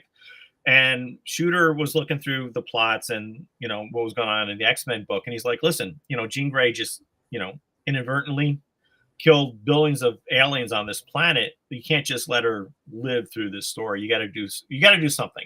Right. So they're like, because initially the Shire were just gonna mind wipe her, Jean Grey, and she would no longer have her powers. And Shooter's like, there's got to be some we talked about this earlier when Vaughn was on. There's got to be some kind of consequence to your actions. You can't just kill billions of aliens on a planet, then go scot-free, right? So yeah, right. So Chris Claremont was like, all right, maybe we'll put her in space prison. Oh no, that was Jim Shooter's idea. All right, put Jean Grey in space prison. And then Chris Claremont was like, no, you can't really do that, because the X-Men are going to spend the rest of their time just trying to, get her to escape and try to rescue her. Yeah. So I think it was Chris Claremont. He's like, I don't want to do that. I'd rather just kill her. And then Jim Shooter's like, fine, she's dead. You do that. And Chris Claremont like, what? He's like, yeah, she's dead. You kill her off. And they're already drawing that issue of 137 Uncanny X-Men. So Chris Claremont leaves, Jim Shooter's office. He finds a phone somewhere. This is before cell phones. And 10 minutes later, Jim Shooter's phone rings, and it's John Byrne. And John Byrne's like, are you crazy? You can't kill this character. And it's like, and Jim Shooter's like, it's done. She's dead. So they had to redraw like the ending of that issue, where she doesn't survive. And it's a wonderful issue. Like, I remember when it came out. Yeah. And then a few years after that, they printed the Untold story of Phoenix, and it included the original ending to that. Oh, right. Which is really cool. But like back then, when your characters die, they usually stay dead. But the Jean Grey one was really, that impacted me a lot when I was a kid. Yeah. I wasn't. No, exactly, Spidey. Yeah, I hated all. What's that? When when they bring him back. Yeah, that's how it should work. Yeah, exactly. Stay dead, right? Because your readers are now so cynical. Your readers that they don't believe you when you kill off a character. Yeah, no, exactly. Because that's how the joke come about, that X-Men don't die, right? They'll be back in a couple of issues, thanks to that move, because no, Jean's not really dead. She'll be back in a few issues. She'll be back. It'll all be okay. Because they don't really kill off X-Men. Yeah, it's become a joke. It's a running joke now. Yeah, even like in the a couple years after they killed off Jean Grey, they brought in Madeline Pryor, who looked just like Jean Grey, and they were trying to figure out if it was really her, but then it ended up not being her. And then like in the late, yeah, exactly. So in the late 80s, they came up with this idea to actually bring back Jean Grey, and the idea being that when she became Phoenix, that wasn't really her. It was really the Phoenix entity and that the real Jean Grey was in some sort of cocoon in Jamaica Bay. So that's how they brought Jean Grey back for the X Factor comic book series, which was, the original X-Men. Right. Which probably was a mistake. But I remember in the early 90s, so there used to be the Comic Buyer's Guide, and Peter David had an op-ed at the last page, the ending of the Comic Buyer's Guide every week. And I kept this article, but he wrote an article and it was titled Who Killed Death in Comics? And he brings up the whole Jean Grey thing, the Elektra thing, and all this stuff. And he's right. Yeah. So that's why, for me, when I kill off a character, they're going to stay dead. Like, damn you. Although there could be something happen. But, no, I get it. Yeah, it cheapens it. It does. It doesn't. It makes the sacrifice of what they did like way less. Sure. Because now what you're going to expect. It's like I said, they're going to be back. Don't worry about it. They're never truly gone. Blah blah blah. Yeah, because you knew that Superman was going to come back. You knew that Wolverine was going to come back. You knew that Captain America was going to come back. Exactly. It just makes everybody jaded. And when they brought back Gwen Stacy a couple times, I think one was a clone, and then they retconned things and said that she had relations with the original Green Goblin and had twins. Like, so stupid. Yeah. So stupid stuff. That is the most retarded thing I've ever heard. Yeah. Like, are you serious? Give me a break. This is just dumb. Absolutely. God. It's like, as much as also like J. Michael Straczynski, the creator of Batman 5. Yeah, it's like you should never, ever, ever. I know you were a guest writer, but you should never write a comic book ever again. Was he also part of the Brand New Day storyline of Spider-Man as well? Yeah. Yeah, I'm pretty sure that was him. Oh, was it? Yeah, that was so god awful. Oh. So anyway, but I'm starting to sound like an old curmudgeon-y old man, but no, that's fine. But again, they're not my characters. Like the Gwen Stacy stuff. Like I think, even though when I was a little kid I was a huge fan of Spider-Man, but I think I still missed out on all the Gwen Stacy stuff. And then I always knew of Mary Jane Watson. So Peter Parker was always dating Mary Jane, but before that he was dating Gwen Stacy. So that was a little bit before my time. And I was talking to Jeff Loeb, and Jeff Loeb, he wrote Hush, which was great, Batman Hush, and he also wrote these other miniseries for Marvel, and one was Spider-Man Blue, and it was dedicated to Gwen Stacy. So I was talking to Jeff Loeb, and I'm like, I know you wrote this series, and it's in a trade paperback, Spider-Man Blue. Like, should I read it? I don't think I told Jeff that I didn't like the artist, Tim Sale. A lot of people like Tim Sale's artwork. I never really liked it. Yeah. So that was my feeling. I know a lot of people like Tim Sale's work. God bless him. I know he's passed on, but I just never could get into his stuff. So Jeff Loeb's like, you should pick up Spider-Man Blue, the trade paperback. He said, it's my love letter to Gwen Stacy. And I picked it up, and it's fantastic.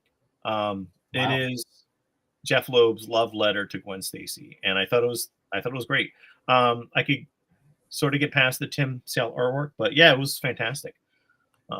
So when I was at Back Issue, I still wanted to write something about Gwen Stacy, so I actually wrote an article, and but it didn't see print. I think the criticism was, I think they had recently done a Gwen Stacy story in Back Issue magazine, so they didn't want to do a new one anytime soon.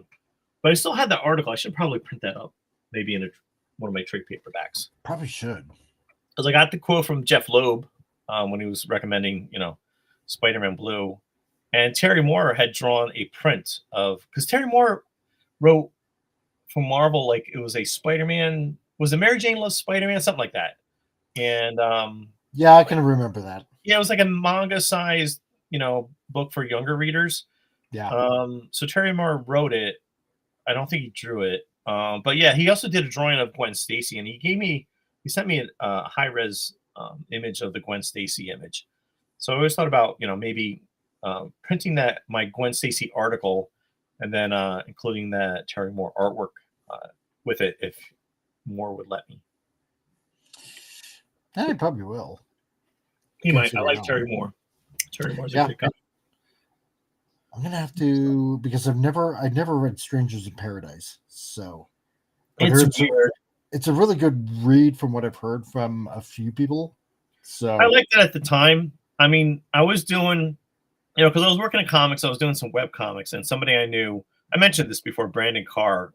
He wanted Nemish Man in his web comic for like a week, and we came up with a nice contract, and I think I explained that whole thing, a couple of weeks ago. Yeah, nice, half-page creator-owned contract, which could be a good template for other creators who want to work together. Mm-hmm. And in the webcomic, you see Nemish Man, and he's reading a copy of Strangers in Paradise, and Nemish Man is thinking, what does he say? He's like, when is Kachu gonna come back to Boysville? Because Kachu is a lesbian character in Strangers in Paradise. Right. So my hope was always that Kachu would actually stop being a lesbian, that she would actually go straight. That was never Terry Moore's idea. I was very disappointed in that. So Terry, I think I maybe shared that web strip with Terry Moore, and he printed it in the letters pages of Strangers in Paradise. Oh, really? Yeah, I didn't think he was going to do it. But yeah, I got in I was reading Strangers in Paradise. I got that issue, and in the letters pages, he reprinted that particular strip with Nemish Man, and I got so excited. I was like, "Oh, this is the coolest thing." You were literally geeking out. I was, dude. Because like these guys because I'm not fond of many comic book creators, but the ones that I am fond of, right? When there are moments like that, like Dave Sim did a drawing of my character, Crusader Girl, Rebecca Stern, from the Sword of Eden graphic novels, and it was like a full page, and he mailed it to me. Nice. And I flipped out. I'm very fond of Dave Sim. I didn't know he was drawing this image. I was extremely flattered that one of the artists that I really like did this image of my own character. It was a huge, 11 by 17 drawing of my character on a rooftop. Fantastic. Right. And then I asked him if I could use that as a variant cover, and he said yes, which was really nice too. So I got to do that at some point as well. But stuff like that is always fantastic. Let's see. Canadian Spider-Man says, "Yeah, merely true love of Spidey. Trust me." I think that might be an age thing. I think because I think if you ask Al Nickerson, high school Al Nickerson, if that's true, I think that would be true because that's the only real girlfriend that I knew that Peter Parker had. So I was used to it. Yeah, because that's how I was introduced to, with Mary Jane. So yeah, because I never read any of the Gwen Stacy stuff, just when Mary Jane was around. So yeah. And Pop, you got to get going, Robin, bro. So you have fun, and yeah, I'll talk to you soon, man. So yeah, no, I always liked the Mary Jane dynamic. So I know that in an interview, Stan Lee was talking about the two different characters, and Stan Lee was, I'm trying to think. So when they killed off Gwen Stacy, I think that was a Gary Conway written story, and I think Gil Kane did the pencils, and I don't remember who inked it. But in interviews, Stan Lee would say that I don't think Stan Lee did anything, to be honest with you.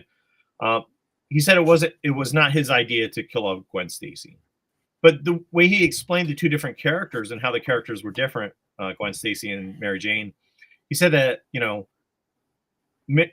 Stacy was the nice girl, she was the nice one, the pretty nice, intelligent one, and that Mary Jane was the party animal, and I think that's true.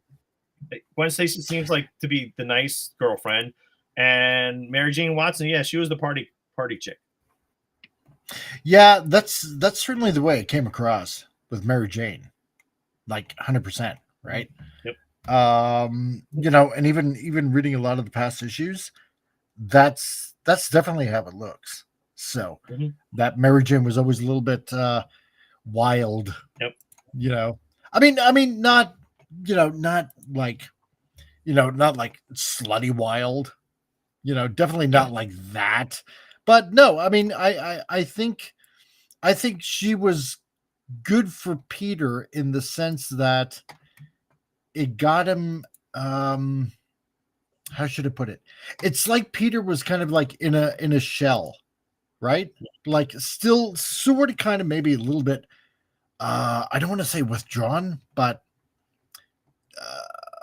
what's the word I'm looking for? Like I don't know, something about Peter that he just needed to come out more. And I think Mary Jane kind of brought that out a bit more in Peter. Maybe not so much as Spider-Man. Well, maybe a little bit as Spider-Man, because as their relationship grew, you could kind of see that Peter / Spider-Man was how should I put it? A bit more carefree, where before he was a bit more, I think a bit more reserved, sort of. I don't know. Maybe I'm not explaining it well. No, I understand what you're saying, and I think what you're saying is true. But here's the problem, though, with corporate-owned comic books and writers and stuff. They don't often like to advance the character. No, and I hate that. I agree. So characters tend not to change too much. I mean, they like even when they die, they like you said, they come back. The view that Steve Ditko had of Spider-Man, his Marvel Comics Spider-Man, was that he was just learning. Like when Peter Parker first became Spider-Man, he wasn't like Captain America. Like he wasn't this well-trained superhero. He wasn't like Superman, who's like this all-powerful character. So Spider-Man, he had super strength, he had agility, he had the Spider-Sense stuff, but he had to learn to be a superhero. Like he had to learn that. And Steve Ditko's view was that eventually he would become the Superman. Like, but as a kid, he would have to learn to become Captain America and train. And he would have to learn to become the Superman. So he would always have these problems and insecurities, Peter Parker. But since, you had all these other writers come in afterwards, they always treated Peter Parker the same way. So it's like he almost never really grew up much. No. And then that's what really annoyed me. Sure. Well, you mentioned how when he's well, I was gonna say he went off to college. Steve Ditko was already off the book, and he met Gwen Stacy and Mary Jane, and Peter Parker got a motorcycle, and he was kind of cool. So there's that, but he was still like this really insecure character. And Stan Lee, because Stan Lee wrote the word balloons in the Steve Ditko Amazing Spider-Man comics that Steve Ditko penciled and inked and blotted. Stan Lee would add all this sort of crazy superhero banter that Spider-Man would use when Spider-Man, for example, was fighting, a supervillain, Green Goblin, or Raven Hunter or whatever. Whereas like this sort of like superhero banner, very snarky kind of character, and that was never Steve Ditko's view of Spider-Man. Like, right at that point, as a young superhero. Hey, Tim, otherwise known as FKHC. How's it going, my man? Great to see ya, dude. And what's this here? Tim says, after the show, let's raid RM's monthly watch party. It's me. Sounds delightful. Yes, hosted by Gragnar. So if you want to watch some pretty cool classic sci-fi movies and whatnot, then Gragnar has it on his Cosme channel. So I'm gonna have to remember that. Yeah. Almost forgot about that, dude. So thanks for reminding me. Yeah, I will definitely check that out. So, because I keep missing it all the time. So usually he'll do the whole Babylon 5 watch, and I end up missing out on that, especially on a Sunday. So, because about sending me the whole message there, Tim, I appreciate it. I end up just forgetting. So, but there you go. Yeah, reminder. Yeah, no, it's I hate that they do everything to keep Mary Jane and Peter separate. It's like now obviously, because they can't have a normal relationship, especially in Marvel Comics now anymore. You can't have that. Well, that's a cop out because it is. Even though I know him, so I think Joe Quesada was editor in chief at Marvel during the Brand New Day stuff. Yeah, and I like Joe. We've been on panels together. We've talked privately together, and because we both had the same teacher, and I like Joe, but I think that Brand New Day thing was just stupid. And Marvel's view was that no one wants to read, I hate that. a married Peter Parker. My argument would be like, well, you got the Ultimate Spider-Man, so you have Spider-Man there, yeah, and also like they can pick up the trade paperbacks or the essentials or the reprints of all those comics where they can read, a young Spider-Man who wasn't married or whatever. So I hated that whole stuff. The Brand New Day stuff, right? Was just crazy. No, because I know there were several times where Stan Lee would go on about Spider-Man. It's like putting basically an ordinary high school student in a basically in a I'm wording it wrong. It's basically taking ordinary people and putting them in extraordinary positions where they become a superhero and having to essentially learn the ropes and discover what responsibility is and stuff like that, right? So to make it more, and now it's like how any of this relatable whatsoever, right? What? Oh, Peter and Mary Jane got divorced. Is like, well, sure, that might be relatable to some, but why not send a positive message? And sure, their marriage might have bumps along the way or something like that, but at least you want to see a couple, how should I put it, like beating it all. That's sure. I mean that's a good that's story. The heroic part of sure. Right. Well, here's a couple of not things. like, well, I'm giving up, so. But even after they were married, they had a kid, and then Mary Jane moved back to California or something. Never found out what happened to that kid. I remember so Mary Jane being among her kid and left Peter. I don't know what happened with that kid. I have no idea. Well, it was probably after the kid died. Stuff. Yeah, that's so. It must have been. There was the. It is. It wasn't. There's one of the documentaries, and I mentioned this before. It was the Harlan Ellison one. It wasn't the comic book greats, but it was one of those where they interviewed all these great comic book creators, and I mentioned this last time I was on, but they got a contribution from Steve Ditko, who normally did not do interviews, and it wasn't really an interview for his part. So he just did a recording of what he thought superheroes were all about. And this is like 1986, 1987. And Steve Ditko's view was that, now superheroes back in, the mid and late 80s, they can move planets, they could do all these cosmic stuff, they're super powerful, but they couldn't figure out their own common and ordinary problems that normal people have. And I thought that was a really great point. Yeah, it's weird though, man, because I can understand that, but at the same time, I do like The Dark Knight Returns, where, you got this cranky old Batman, right? And I don't think we should, but I don't think we should really dismantle the superhero archetype to the point where we're just turning all these guys into jerks, like Watchmen, for example. But I think now, we need more. Yeah.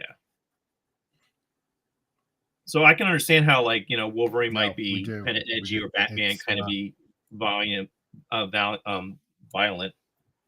But you don't want to see Spider-Man turn into a jerk. You don't want to see Captain America turn into a Nazi.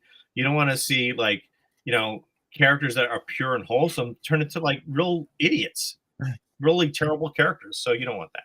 Wait, we've already seen that though with Captain America. You know, Hail Hydra. Well, that's why I said it. Like how? Anyway, yeah, I'm just complaining. So, well, yeah, no, that's true. There's got to be some really good comics that readers can read and not get too upset about stuff.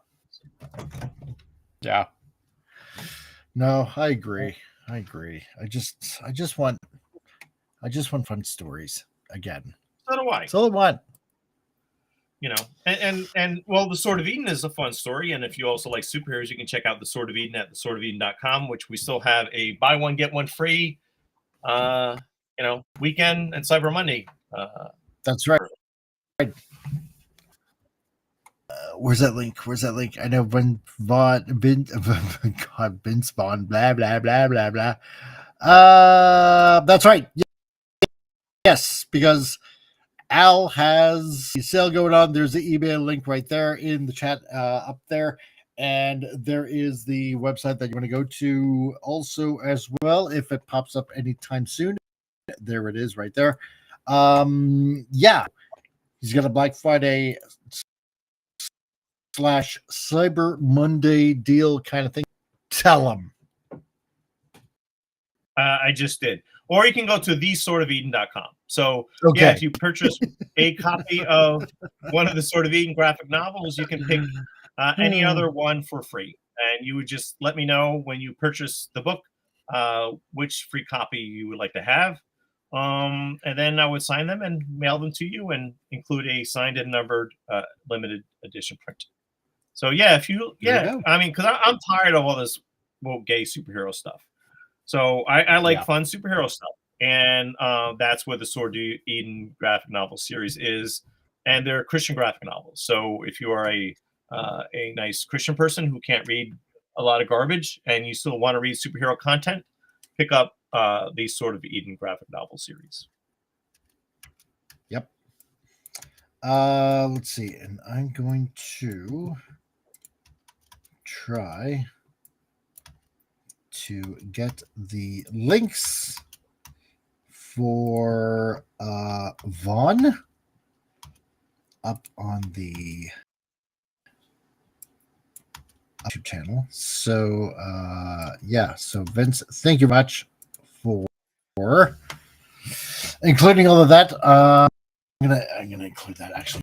Let's see right now before I do anything else and before I sign off. So let me go to my YouTube studio and gonna do a little bit of editing. Actually, I don't have to do that whatsoever. What am I doing? Do that in stream here or whatever this thing is called. So yeah, so I hope everybody enjoyed Vaughn being on, talking about his comic, talking about that I guess Die Hard totally is a is a Christmas movie. I can't believe I got dragged into that. So annoying. Because when people argue about stupid stuff like that, I just think it's stupid. And it was. Yeah. Stupid, so. Yeah. That's why it's on this channel. So very fitting. Yeah, I know, right? So no, but yeah, Vaughn seems like a nice kid, so he really wants to do well. So that's great. No, he does, and that's great. You know, it's yeah. Again, having fun with another comic creator, and you know, because I just want everybody to just go out, have fun, and you know, and if you got a comic out there, then yeah, I want to interview you. I want to put it out there, and just want people to, you know, just have fun. with what they got and tell the stories that they want to tell. And if it's heroic enough, then yeah, and at least if it has good values, then sure, then I want to hear about you. And Mr. Dude from Ripiverse, if you're still here, yeah, get a hold of me. I'll have you on. If you want to come on, heck, if you want to come on next week Sunday, then we can make arrangements and do that, and have some fun on the show. Because what you guys are doing over there, I'm just going to say this: what you guys are doing over there is pretty cool stuff. It's really, really cool stuff. I will take any of the books, and I have actually gotten one of your books, thanks to Drunk 3PO. Amber, God, I'm gonna butcher that name. Abercrombie Chronicles Green. Believe it or not, was actually my first Ripiverse book. So I totally wanted to get Isom and the other ones. Last year I just had a little bit of a hard time. So, but I'd like to catch up. But what you guys are doing over there, just having fun, putting out comics, it's great. As opposed to other people that just want to drag people down, I'm glad that I'm wanting to give at least, quite a few people that have talent a chance and put out something and build something that's pretty fun. So, but Vince, half hour my hours, not with these. Oh, okay.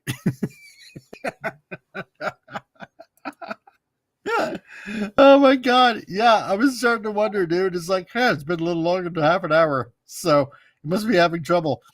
As soon as the snow falls, these idiots forget how to drive. Oh my God. Dude, it's the same thing here. The exact same thing here. Last week Monday, it started to snow, and we got a good dumping.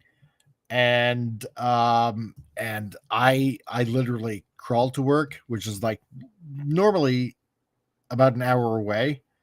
And this time around, it kind of took longer, but this Friday we got 10 centimeter dumping of snow, and right now it's actually pretty warm outside, but it's crazy. It's winter. Yeah, there are idiots out there that forget how to drive. So snow means slow, or like I heard from a buddy of mine, snow is the white man's sand.